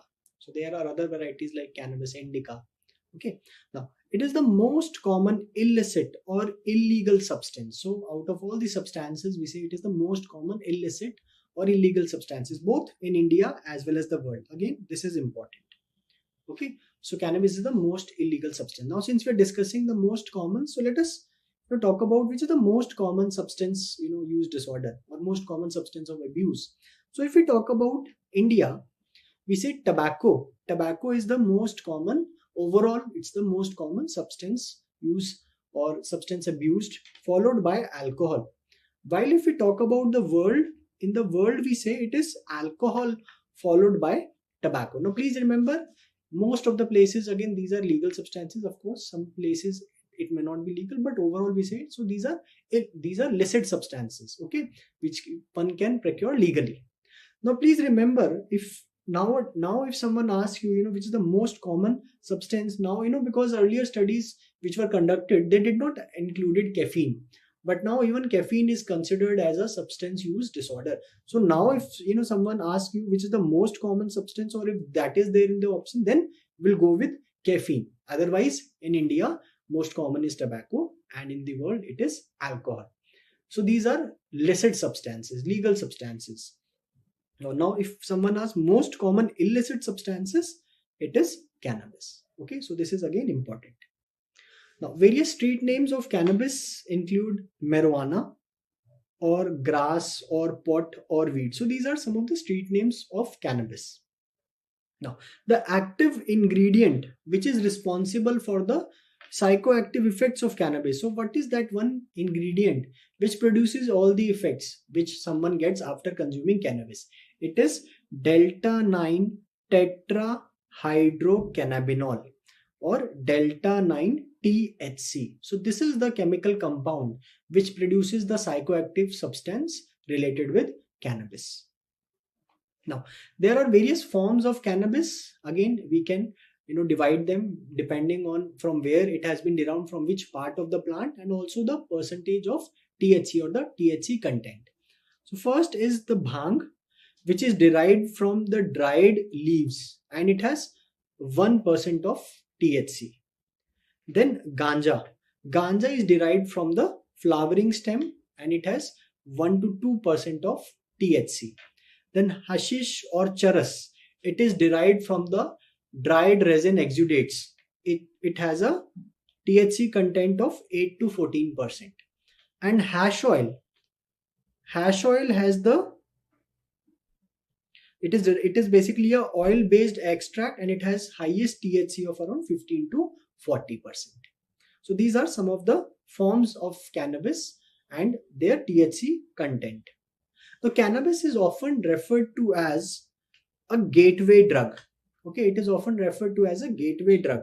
That is, that cannabis users, are at higher risk for other substance use disorders. So it acts as a gateway for, it increases the risk of other substance use disorders. So this is often referred to as gateway drug. Now, so various methods of consumption of cannabis. Now, cannabis is usually, it is smoked or inhaled as vapor, and it is one of the most efficient ways to get THC. Okay, it can also be ingested orally. Okay, so people can orally also ingest many times, in certain festivities, people may consume bhang. So orally it can be ingested. It is not suitable for intravenous use as it is not water soluble. Okay, so generally these are the common methods of use of cannabis. Now, cannabis basically acts on cannabinoid receptors. There are two major cannabinoid receptors, CB1 and CB2. CB1 is primarily found in the brain. It mediates the psychological and the behavior effects of THC, while CB2 is more found in the peripheral tissues. Now, let's talk about cannabis intoxication. So, what are the effects one experiences in cannabis intoxication? There is a feeling, excessive feeling of euphoria. So, you may, many times, you might have seen someone, who has consumed, cannabis. So, they may, feel, very, high. So, they may have feeling of euphoria. There may also be sense of time distortion. Many of the times, patients report that they feel as if the time has slowed down. So, this may be seen. Then very important, especially, clinically you can see, and also in the questions you may get, there is redness of conjunctiva, congestion. There is conjunctival congestion. Again, patient in, intoxication, there is increased appetite. So many times family members may complain that, the person comes home and the eyes are red, the person is eating, a lot. So again, it may suggest that person might have consumed cannabis. Then there may also be symptoms of dry mouth, impaired motor coordination. So these are some of the cannabis intoxication. Other symptoms may also be seen, like depersonalization. Person may feel, detached from self. So person may report as if I am watching myself in a movie. Or the person may, complain of derealization. Okay, that, there is detachment from the surroundings or the world. Sometimes hallucinations may also occur, but generally in reality testing is intact. Okay, person may know that, again, these might not be true. Okay, and there is, sometimes with a very infectious laughter, you may find someone, under intoxication, they're laughing, and the other people may also start laughing present nearby, or the person is talking a lot, talkativeness. So these are some of the symptoms, signs seen in cannabis intoxication. Now also sometimes patient, experience some unpleasant symptoms, which is known as a bad trip. Okay, so what is bad trip? Sometimes after cannabis use, the patient report of unpleasant experiences. For example, they complain of restlessness, fearfulness, or panic symptoms, or feeling of going crazy, or just about to go crazy. Such unpleasant symptoms may also occur, and this is known as a bad trip. So trip has gone bad. Okay, then let's talk about cannabis withdrawal. Now these generally develop within 1 to 2 weeks of cessation. So someone is consuming cannabis for a long time, or is having heavy use, and suddenly the person stops or reduces the amount significantly, then the person may develop these withdrawal symptoms. Now please remember that earlier it was believed that cannabis cause no physical dependence, or there are no physiological withdrawal effects. But now we say that now yes, even cannabis also has withdrawal symptoms. So what are the withdrawal symptoms? It includes irritability, so person appears very irritable. Anxiety is there, sleep disturbances, so patient may report of insomnia, and also the person may report of very disturbing dreams. Then in intoxication we had discussed that the appetite would increase. Here the appetite is decreased. Now please remember, in euphoria, in intoxication there is euphoria, while in withdrawal state, so there is depressed mood may also be seen. Then even physical symptoms. So earlier, which was believed that physical withdrawal symptoms may not be there. No, there is physical dependence is there seen with cannabis. So physical withdrawal symptoms in the form of tremors, sweating, fever, abdominal pain, and chills may also be associated with cannabis withdrawals. Now let's discuss some cannabis related disorders. So these disorders occur because of cannabis use. So first is cannabis induced psychotic disorder. So after consumption of cannabis, patient may develop psychotic symptoms. This is also sometimes referred to as hemp insanity. Okay, so cannabis is derived from hemp plant, so this is known as hemp insanity. The patient experiences psychotic symptoms like delusions and hallucinations. So please remember, these are induced disorders. So generally, once the patient stops cannabis, within a month, generally these symptoms would go away. Now, other than this, also please remember, as we have discussed in schizophrenia, cannabis is a risk factor of development of schizophrenia. So someone who has consumed cannabis may also develop an independent disorder, that is schizophrenia. Okay, and then it has to be treated like a schizophrenia treatment, like we do in schizophrenia. So again, cannabis is a risk for development of schizophrenia. Now, next is cannabis induced anxiety disorder. So please remember, this schizophrenia is not induced. It has just acted as a contributory factor and led to an independent diagnosis of schizophrenia. Unlike cannabis-induced psychotic disorder, which generally would subside after stopping cannabis. So next is cannabis-induced anxiety disorder. So again, increased symptoms of anxiety after cannabis use may be there. Sometimes symptoms of panic disorder may also occur. Then flashback, a very interesting phenomena seen with cannabis. So what is flashback? So it is basically characterized by re-experiencing of symptoms of cannabis use. Okay, days or weeks after they last used cannabis. So what happens here is, suppose someone consumed cannabis few weeks back, and few weeks back when the person consumed cannabis, the person had certain symptoms like there was euphoria, slowness of time. So those symptoms were there. Now again, after few weeks, the person is not consuming at present any cannabis, but the person has those symptoms the person has re-experienced, okay, as if those symptoms have come as a flashback. So this is flashback. So this is basically re-experiencing of the symptoms which patient had experienced when he was consuming cannabis some time back. Currently the person is not consuming any cannabis. This is flashback. Now next is cognitive impairment. Again, long-term use of cannabis may impair cognitive functions such as memory, attention. Okay, so there is a there is a debate about cannabis. We have discussed that it is the most common illicit substance, but in many places, in many countries and many states, they have legalized cannabis. So there is a debate about whether it should be legalized or not. Okay, so again please remember that long term cannabis use can cause cognitive impairment. The next, again, interesting phenomena associated with cannabis is amotivational syndrome. So, as the name suggests, the person has become, significantly reduced motivation. Okay, so it is characterized by person's unwillingness to persist in a task, such as tasks at school, tasks at work. So, patient does not show any motivation to or willingness to do those tasks. Okay, and person becomes apathetic, lethargic, and even may gain weight. Okay, so patient with amotivational syndrome present with these symptoms, and it is usually associated with long-term heavy use of cannabis. So again, important, amotivational syndrome associated with cannabis. Then running amok. So again, it's a term which in olden days was used a lot with cannabis. Okay, nowadays we don't use this term much, but what is running amok? It is development of rage. So patient develops an episode or transient phase of rage and anger after cannabis use, in which person may even hurt or may even kill others. Okay, so this is an episode of rage which may occur with cannabis use. This is running amok. Now let's talk about the treatment of cannabis use disorder. Now, as the withdrawals usually they are mild. Okay, so supportive care is required. Patient should be in a safe environment and supportive care is enough. Okay, but sometimes if the symptoms are very increased or symptoms are high, then short-term use of benzodiazepines may also be used. Okay, sometimes if psychotic symptoms are in excess, sometimes low doses of antipsychotics may also be added. So again, depending on the symptoms, we can use some medicines, but usually commonly no treatment is required.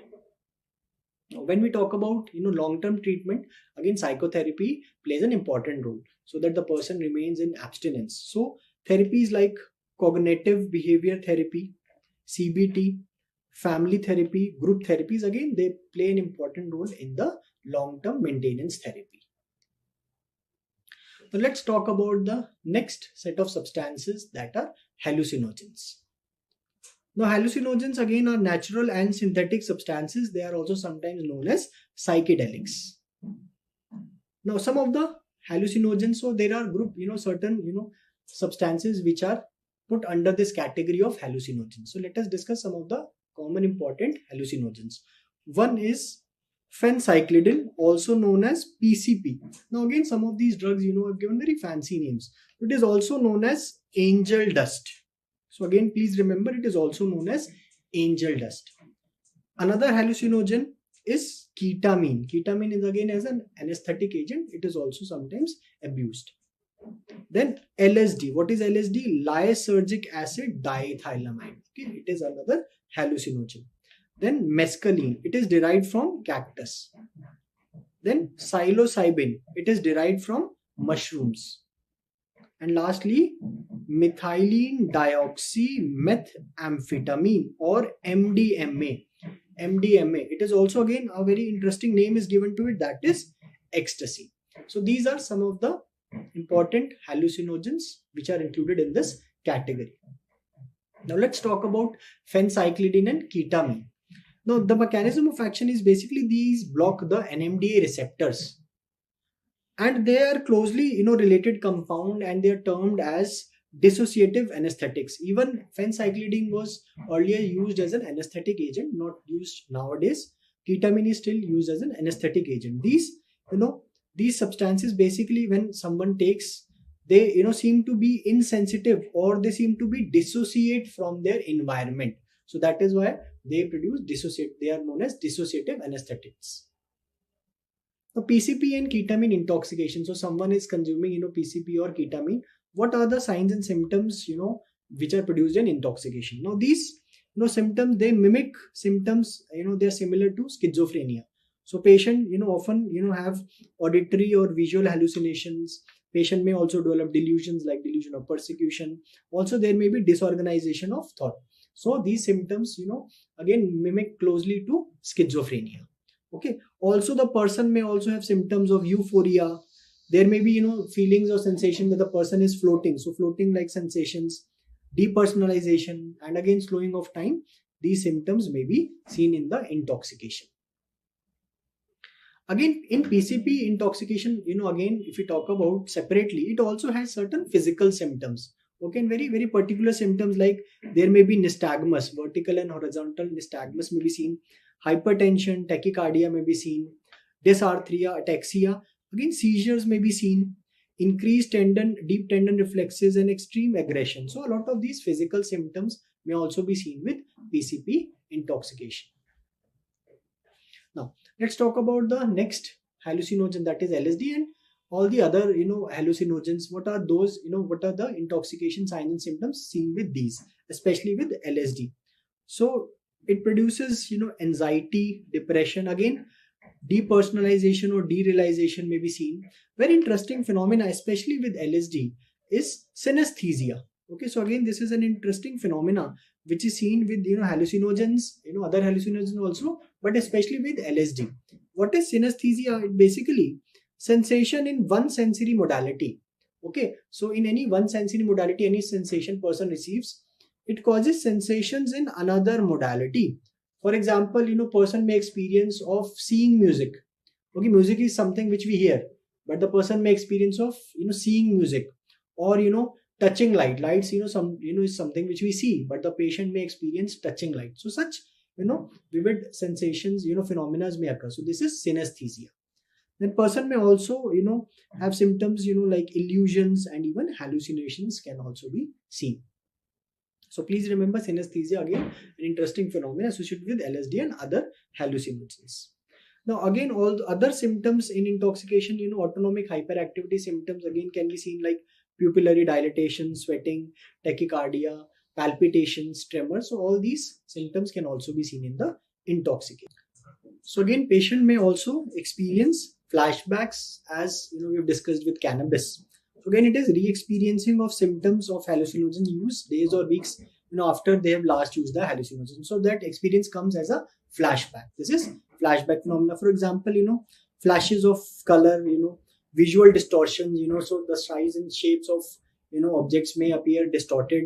Then person may experience halos around the objects, or the size may be distorted. For example, macropsia.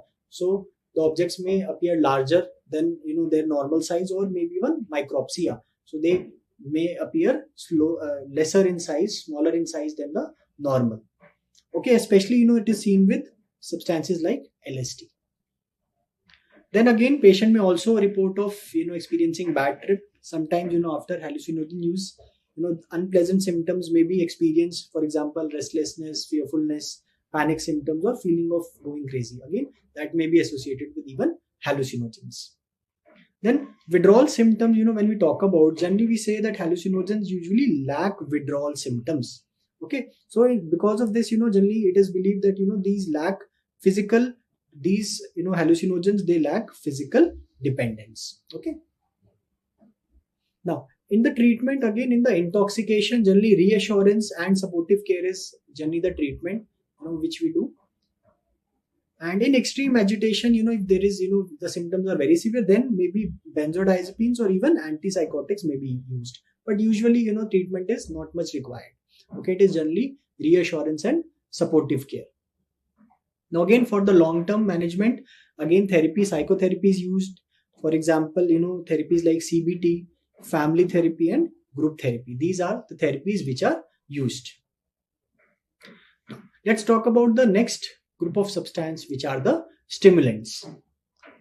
Now stimulants, two important stimulants we'll discuss. First is cocaine, very important stimulant we'll discuss, and amphetamine.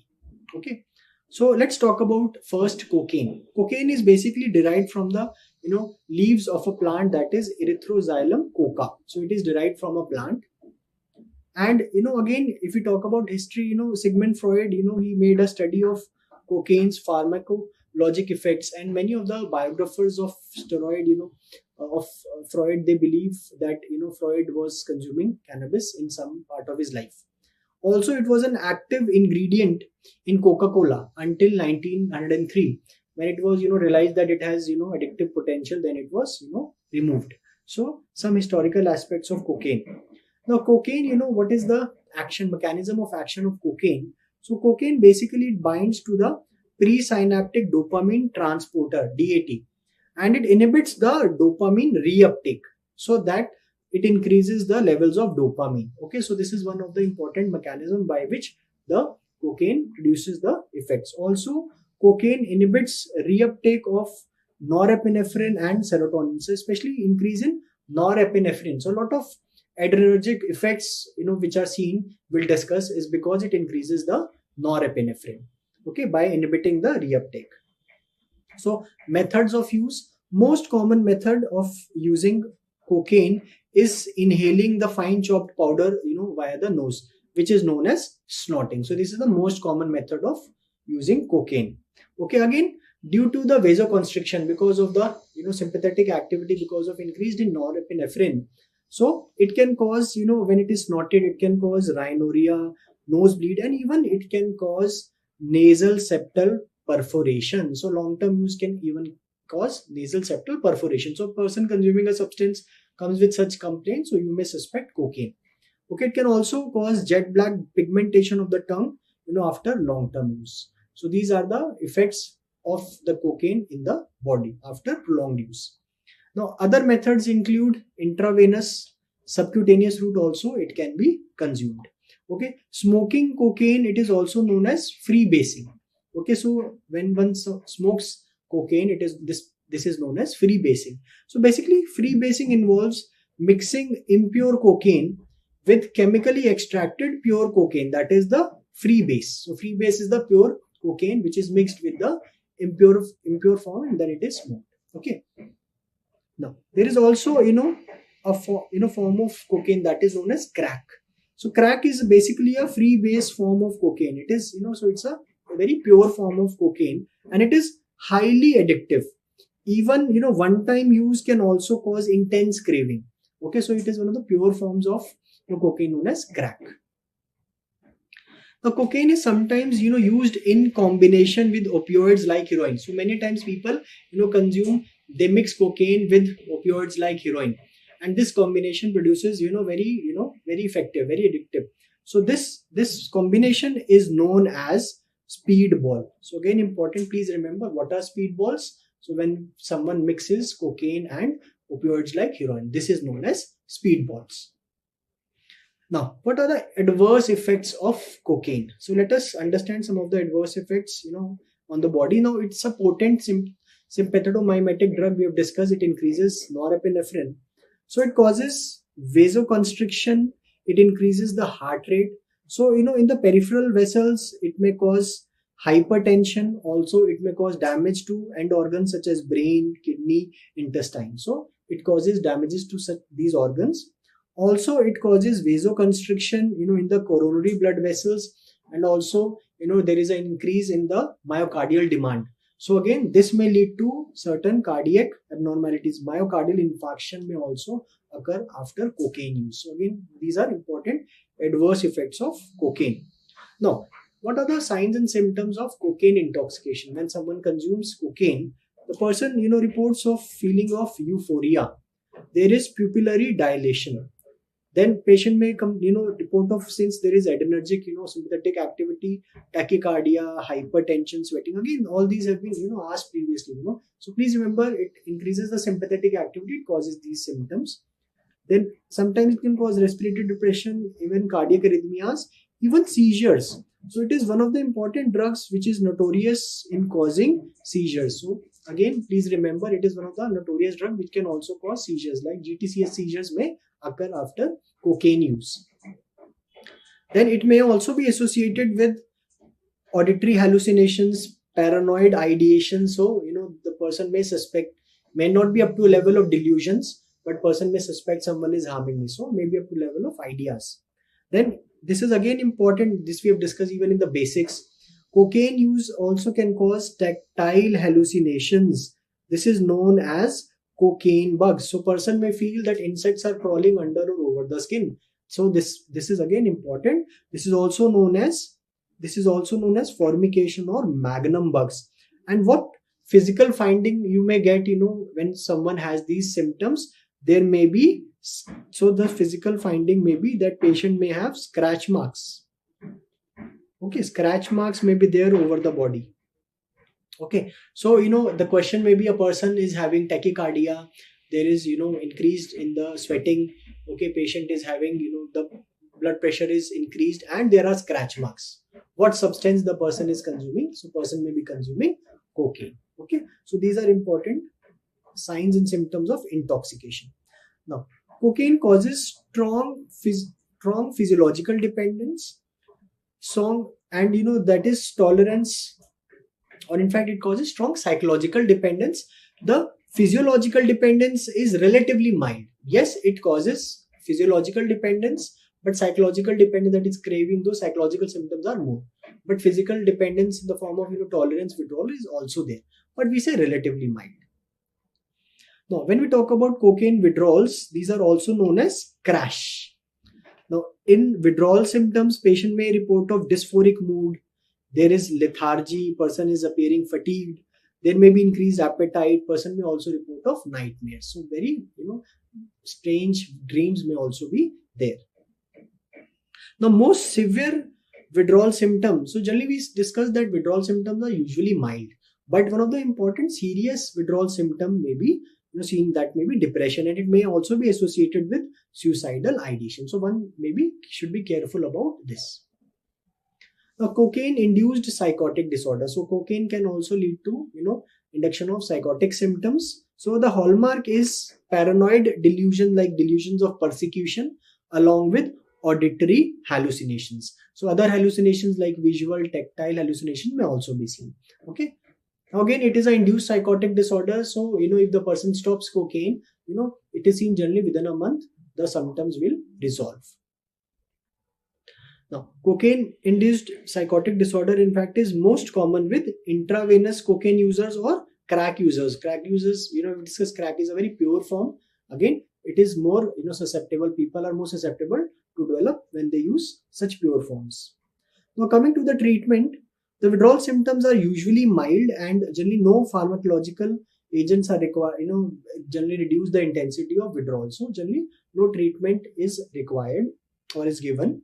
Long-term, again, therapy with psychological or psychotherapeutic interventions, is used, like CBT, family therapy and group therapy. Now let's talk about the next stimulant, which is amphetamine. Now, amphetamine includes, substances like dextroamphetamine, methamphetamine, methylphenidate.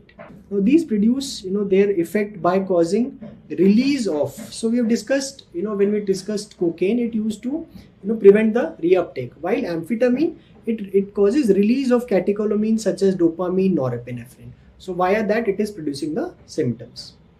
Now again, amphetamine intoxication, person may report of feelings of euphoria, there is pupillary dilation, tachycardia, hypertension. So all the sympathetic activity symptoms, are increased, sweating, cardiac arrhythmia, and again it can also cause seizures. So again, cocaine and amphetamine both can cause seizures. Cocaine is seen to be more notorious in terms of seizures. So again, second you can go for amphetamine, but if you have to choose one, more common is with cocaine.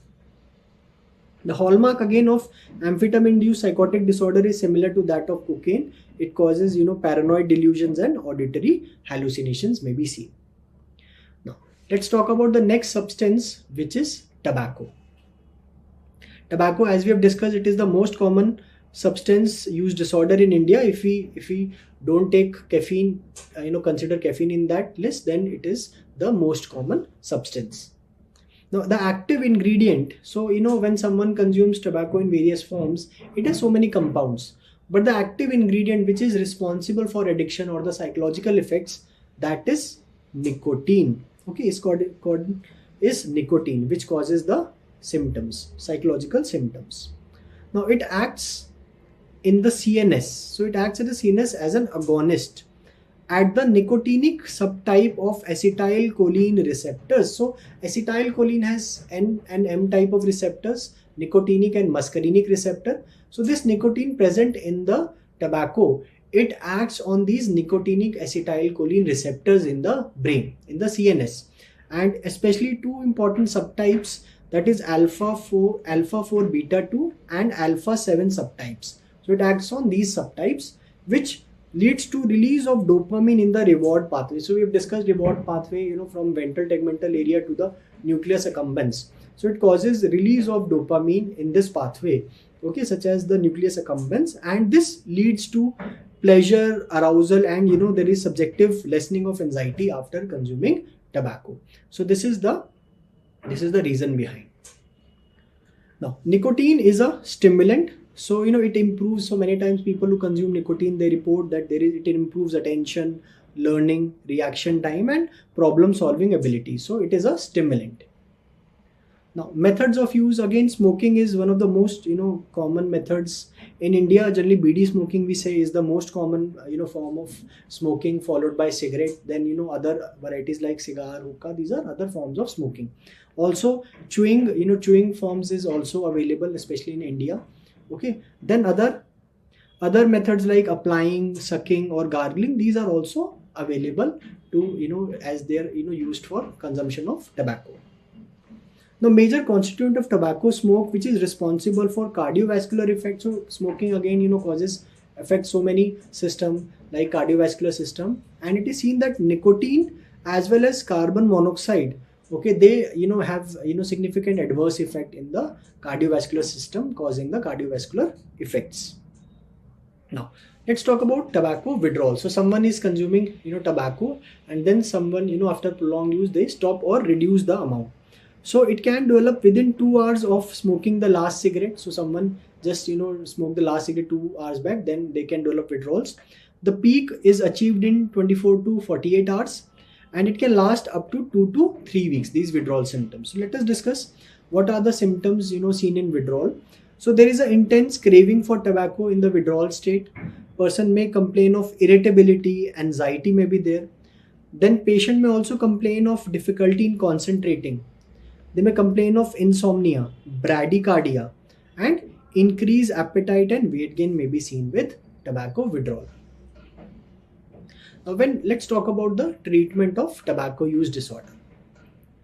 Now, again, in the treatment, there are 5 A's, 5 A's important for helping, smoking cessation. So, any patient, in fact, comes to you, you should always try to, use these 5 A's. Okay. What are these 5 A's? First A is to ask. Always ask any patient, any patient comes for any, because it is a very common, use disorder. Okay, ask whether they're consuming tobacco in any form. So one is to ask. Second is, if they are consuming, that give very firm advice to, to quit. So you should give them a firm advice that one should not consume these substance. Then next A is to assess. Assess, are they, so they might have come to you with some other problem. So try to assess, are they willing to quit this substance? And if they are willing, assist them. Try to help them to quit the substance. Tell them various forms of treatment available. And last A is to arrange. So arrange follow-ups for them so that you can help in the cessation. So these are the 5 ways for helping smoking cessation or tobacco use related disorders. Now let's talk about the treatment. Again, treatment, we have 2 pillars of treatment. One is the pharmacotherapy or pharmacological treatment. The other is psychotherapy. Now, in the pharmacological treatment, the first strategy is nicotine replacement therapy, that is NRT. Okay, so what is the principle? Basically, it is used to manage first the withdrawal symptoms. Okay, so now also please remember, tobacco contains, along with nicotine, there are other harmful constituents. So what happens? So person is consuming tobacco, let us say the person is smoking. So along with nicotine, so many other harmful substances also the person is consuming. So what we do is we replace all these harmful substances, with the pure, safer form of nicotine. So we just replace it with nicotine, pure form of nicotine. So this is nicotine replacement therapy or NRT. So various forms of NRTs available, include nicotine gums. So there are, various gums which are available. Nicotine lozenges are there. Nicotine patches are also there, which are applied on the body, and they may, work for, one patch may work for 24 hours. Then nicotine nasal sprays are there, and nicotine inhalers. So these are various forms of nicotine replacement therapies which are available. So earlier there was another form like e-cigarette or electronic cigarette, but now that has been banned in India because now it is seen that it may also contain carcinogens. Okay, so these are some of the approved forms of nicotine replacement therapy. Now second treatment, pharmacological treatment, is non-nicotine medications. Okay, now two important medications we'll discuss here. First is varenicline. What is varenicline? It is a partial agonist at alpha 4 beta 2. So please remember, so just for your memory, you can remember 4 is earlier. So alpha 4 beta 2 nicotinic acetylcholine receptor. So if you remember, we've discussed that nicotine acts on these nicotinic acetylcholine receptor. So it's a partial agonist at one of the subunit, okay, one of the subtype, that is alpha 4 beta 2. So what happens, as we have discussed, nicotine act on these N-acetylcholine receptor, release of dopamine occurs in nucleus accumbens and it causes smoking, reward, reinforcement or reward is there. So person tends to repeat, this behavior and they tend to repeatedly smoke. So now what this varenicline do? It acts on these, receptors, especially alpha 4 beta 2 subtype. Hence they decrease the release of dopamine and subsequently they decrease the reinforcement or the reward associated with smoking. So this is the mechanism of action of varenicline. So it basically reduces reinforcing effects of nicotine and it relieves craving as well as withdrawals. So out of all the pharmacological agent, one more agent we'll discuss, bupropion. So out of all these pharmacological agents, that is NRT, varenicline and bupropion, it is shown, it is seen that varenicline is found to be the most efficacious. So if to choose one out of all these, varenicline is the most efficacious. Now what is the dosing? Varenicline generally, when we have to start, we set a quit date. So a date when the person decides that I will stop the use of tobacco. And varenicline is started 1 week before the quit date. So suppose patient decides that 1 week later I will stop. So from today we can start varenicline. And how the dosing is done? On days 1 to 5 it is given 0.5 milligram once daily, and days 4 to 7 it is 0.5 milligram twice daily, and thereafter 8 days, 8th day and onwards it is given 1 milligram twice daily. This is how the dosing of varenicline is done. Now those who have successfully stopped smoking, at the end of 3 months, so varenicline is given and for 3 months they have stopped, then additional 3 months may also be considered for maintenance or abstinence. So again, for additional 3 months we may continue varenicline. Now, common adverse effects with varenicline include nausea, insomnia, headache. Now some serious adverse effects are also associated with varenicline. Let us discuss. Now first is the neuropsychiatric adverse effects such as depression, suicidal ideations. Okay, so this was again important neuropsychiatric symptoms which may occur because of varenicline use. But now recent researches have shown that these neuropsychiatric symptoms may not worsen, may not occur with varenicline. So recent studies are giving contradictory results, but still one has to be careful and one has to tell the patient about these serious side effects which may occur. Another now recent studies are also seeing that another serious adverse effect associated with varenicline is cardiovascular adverse events may occur, especially in patients who have cardiovascular disease, okay, who have risk. So again, in those patients cardiovascular events may occur, so one has to be careful about these two side effects. So let's talk about the second drug, non-nicotine medication, which is bupropion. Now if you remember, if you go back from to the antidepressant series, so we have there in the video we have discussed what is bupropion. It is a antidepressant, and what is the mechanism? It is a norepinephrine dopamine reuptake inhibitor. It is a NDRI. So it affects on norepinephrine and dopamine. Now again, common adverse effects include insomnia, nausea, and again neuropsychiatric adverse effects similar to varenicline are also associated with bupropion, like depression and suicidal ideation. Again, recent researches have found that these do not worsen, but still one has to be careful, okay, with even bupropion they may occur. Now, what are the contraindications of bupropion? Again, important. First is seizure disorder. So again, bupropion, especially in higher doses, it can lead to seizure. So one should not give bupropion to someone who has a seizure disorder. Another important contraindication is current or past, bulimia or anorexia nervosa. So many times, in bulimia nervosa, a lot of vomiting, there may be a lot of electrolyte imbalance, which may again increases the risk of seizures. And even in anorexia nervosa, patient, may be in a malnourished state, again, it can increase risk of seizures. So in such patients who already have a risk, to seizures, in those patients also, bupropion should not be given. So these are some important contraindications of the use of bupropion.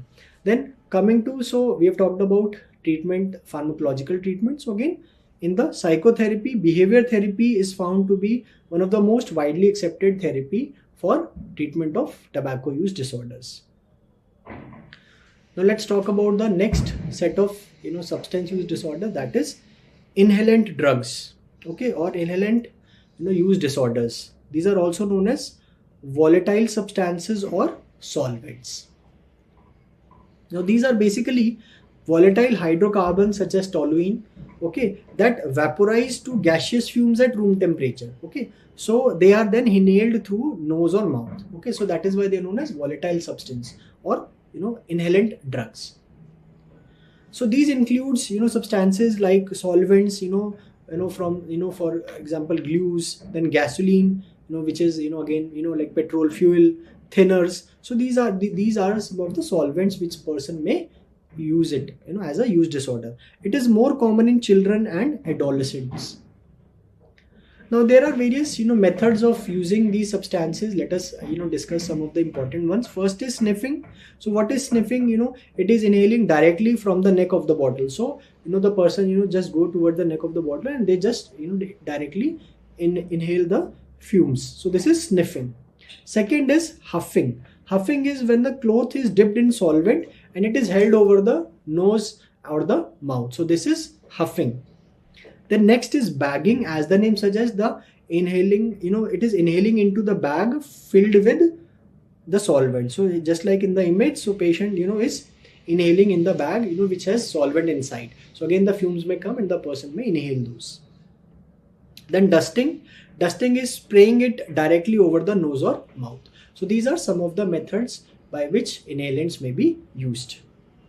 Now, long-term use of these inhalants may cause some serious adverse effects, such as there may be irreversible liver disease or renal damage, there may be muscle damage, then peripheral neuropathy, brain damage. These may occur after long-term use of inhalants.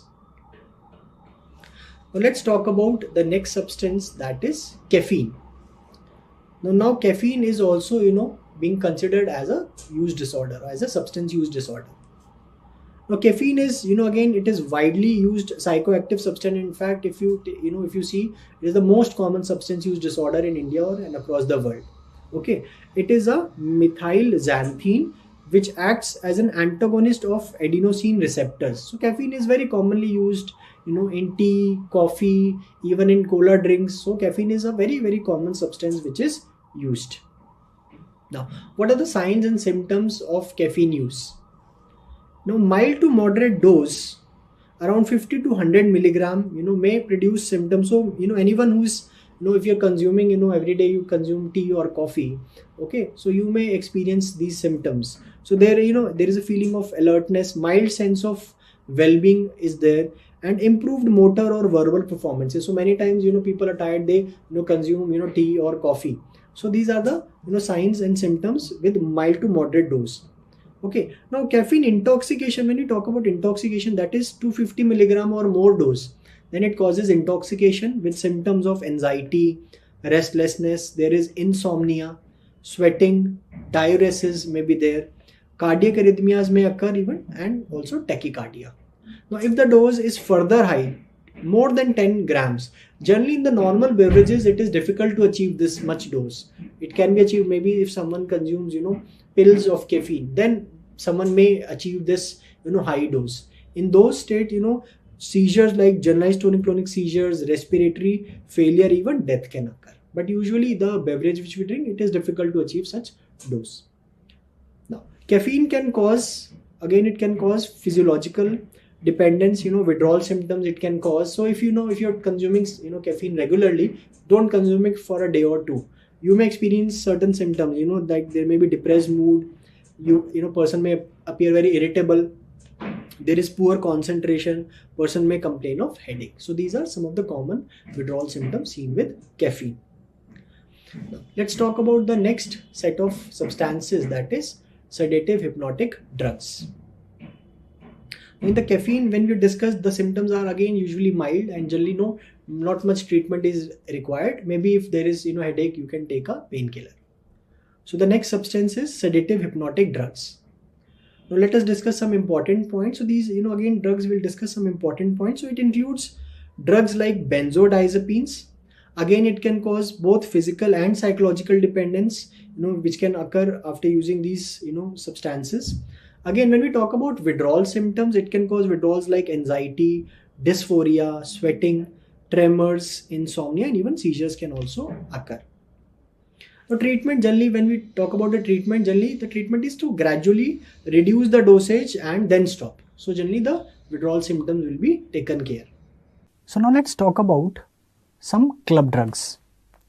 Now these are, again, these are various drugs which are, put under this category. So they may have different, mechanism. So they are often used, with, associated with dance clubs or rave parties or dance parties. So that is why they are also known as rave drugs. Now, how to remember these club drugs? So let me give you a trick to remember some of these club drugs. So you can remember these club drugs by remembering ABCD. Okay, so since these are club drugs, these are having C and D. So let's forget about A and B. So let's forget about A and B and let's start with C.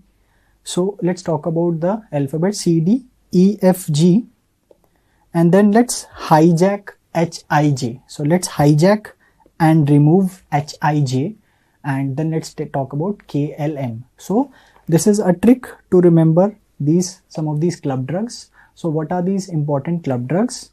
So EFG, E stands for ecstasy, that is methylene dioxy methamphetamine, or also known as ecstasy, that is MDMA. F is flunitrazepam, also sometimes known as rohypnol or roofies. G is gamma hydroxybutyrate or GHB. What are the other club drugs? KLM, K is ketamine, L is LSD, lysergic acid diethylamide, and M is methamphetamine.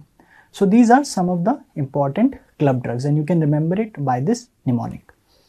Then there are certain drugs which are known as date rape drugs. Now these drugs, after the consumption, they produce disorientation and sedating effect, and the person, after the effect goes away, the person may not be able to remember what happened during this period. So these drugs sometimes can be misused. Okay, so what are the important date rape drugs? Again, from this list only you can remember. You can again remember it with the mnemonic KGF. So what are the drugs? So from this again K, G and F. So what are the drugs? Ketamine, GHB and flunitrazepam. So these are important date rape drugs. So you can remember these club drugs by this trick. Now let's talk about certain behavioral, disorders. First is gambling disorder. As the name suggests, there is persistent and recurrent gambling behavior. It may be online. Nowadays a lot of online gambling may be there, or offline, which is manifested by there is impaired control over the gambling. So person, maybe the onset, duration or termination, the person is not able to control. So the self-control is lost. Gambling takes precedence over all the other daily activities. So person may not go to work, may not take care of the household, but is spending more time in gambling. So gambling takes precedence over all the other daily activities, and there is continuation despite negative consequences. So person may be losing a lot of money, there may be disruption in social relationships, there may be disruption to his own health or her own health. Still the person is continuously doing it. That is gambling disorder, and it leads to again impairment in functioning. So it's a disorder, so it leads to impairment in functioning. Now another behavior disorder is gaming disorder. It's a new diagnosis in ICD-11. DSM-5 still puts it under the conditions for further study. So it's a new entity in ICD-11. ICD-11 has kept it under the main diagnosis. Now, what is gaming disorder? Again, it is persistent and recurrent gaming behavior. Again, it may be digital or video gaming. It may be online, that is over the internet, or it may be offline, which is again manifested by similar symptom: impaired control over gaming, taking precedence over other daily activities, and continuation despite having negative consequences leading to impairment in functioning. So this is gaming disorder. So please remember, these are also newer diagnoses which are put in the categories. Now, when we talk about treatment of these behavioral disorders, again, patient seldom comes forward voluntarily to be treated. So many times it is maybe because of, again, a lot of monetary loss, or maybe because of insistence of the family members, the person may be brought to the therapist. Now again, psychotherapy is one of the important treatment. Cognitive behavior therapy, just like Alcohol Anonymous, Narcotic Anonymous, there is something known as Gamblers Anonymous. Again, such weekly meetings may be helpful for the patient, and again, family therapy becomes an important part of the treatment. In pharmacotherapy, some of the drugs such as SSRIs, bupropion, lithium, they have been found to be helpful in treating such conditions. Now, lastly, let's talk about something known as trans-theoretical model of change. Now, basically, patients who have substance use or addictive behaviors or addictive disorders, they go through a series of changes, or there are series of or stages of change before actually stopping the substance. So let us try to discuss one of the model which shows some of the stages of change. This model, trans-theoretical model of change, was given by Prochaska and De Clementi. So just try to understand what happens. So according to this model, the stages of change are: the first stage is the pre-contemplation. So person is in a pre-contemplation phase. So what does that mean? The person does not see any problem in his behavior and has no intention of changing it. So let us say a person who is consuming daily alcohol, and patient may consume, let us say, 1 bottle of alcohol, and the person does not see any problem. The person says no, person just denies, even despite having so many evidences that it is causing harm, the person just denies. So person is in a pre-contemplation stage. Now, what are the strategies as a therapist person can use to help such patient? You can provide information about the need for change, why the person should change, and also the risk if the person does not change versus benefit of change. So if the person continues to take alcohol, what might be the risk, how it may be harmful to the patient, to the other people around, and what if the person stops consuming alcohol, what will be the benefits. So in this stage, we use these strategies to make the person go to the next stage. What is the next stage? It is the stage of contemplation. Now the person starts contemplating, the patient starts realizing that he has a problem. So, and he starts considering the risk and benefits of stopping the behavior, but still the person is only thinking, he is not showing any commitment for action. So again, what strategies we can use when a person is in stage of contemplation? We can encourage the patient to set goals and make specific small plans. So in this way, we can help the patient to move to the next stage, that is the stage of preparation. So now, as the name is suggesting, now the patient is preparing. The patient now intends to stop the behavior and starts making a plan. So now the patient starts making the preparation. So how we can help? We can help by helping the individual to create and implement plans and setting realistic goals. So in this way we can help the patient so that he can reach to the next stage, which is the stage of action. Now the patient has started doing actions for the change. Person stops the behavior and make changes in his behavior. Again, we can provide support and feedback so that he remains in this action phase, and gradually the patient may reach to maintenance phase. So usually we say if the person is continuously for more than 6 months in the action phase, so now we say that the person has now reached the maintenance phase. So maintenance phase means now the patient continues to have this changed behavior, that is the sustained change. So he's in the maintenance phase, and again we can help the person by providing support, feedback, and also help and address. Suppose there are any slips, maybe in between the person has consumed alcohol once on any occasion, or is tending to again go back to the previous habit. So in those cases we can help the patient. And lastly, sometimes the person may go back to the old behavior, which is known as relapse. So what is relapse?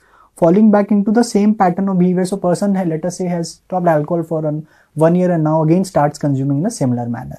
So again, relapse prevention techniques may be used to prevent relapses. And many times person who is using these substances or behaviors many times may have such relapse before totally stopping the substance. And again, this relapse may occur in any other stage. Even after preparation, the person may go in the relapse stage, or even in the action phase, the person may go in the relapse phase, and again the person goes through all these stages. So these are the stage of change.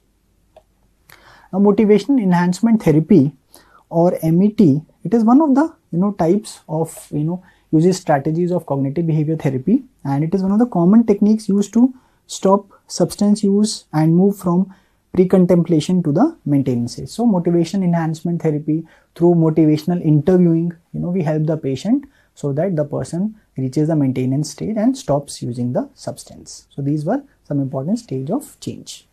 So this was all in this video. Hope you have enjoyed it.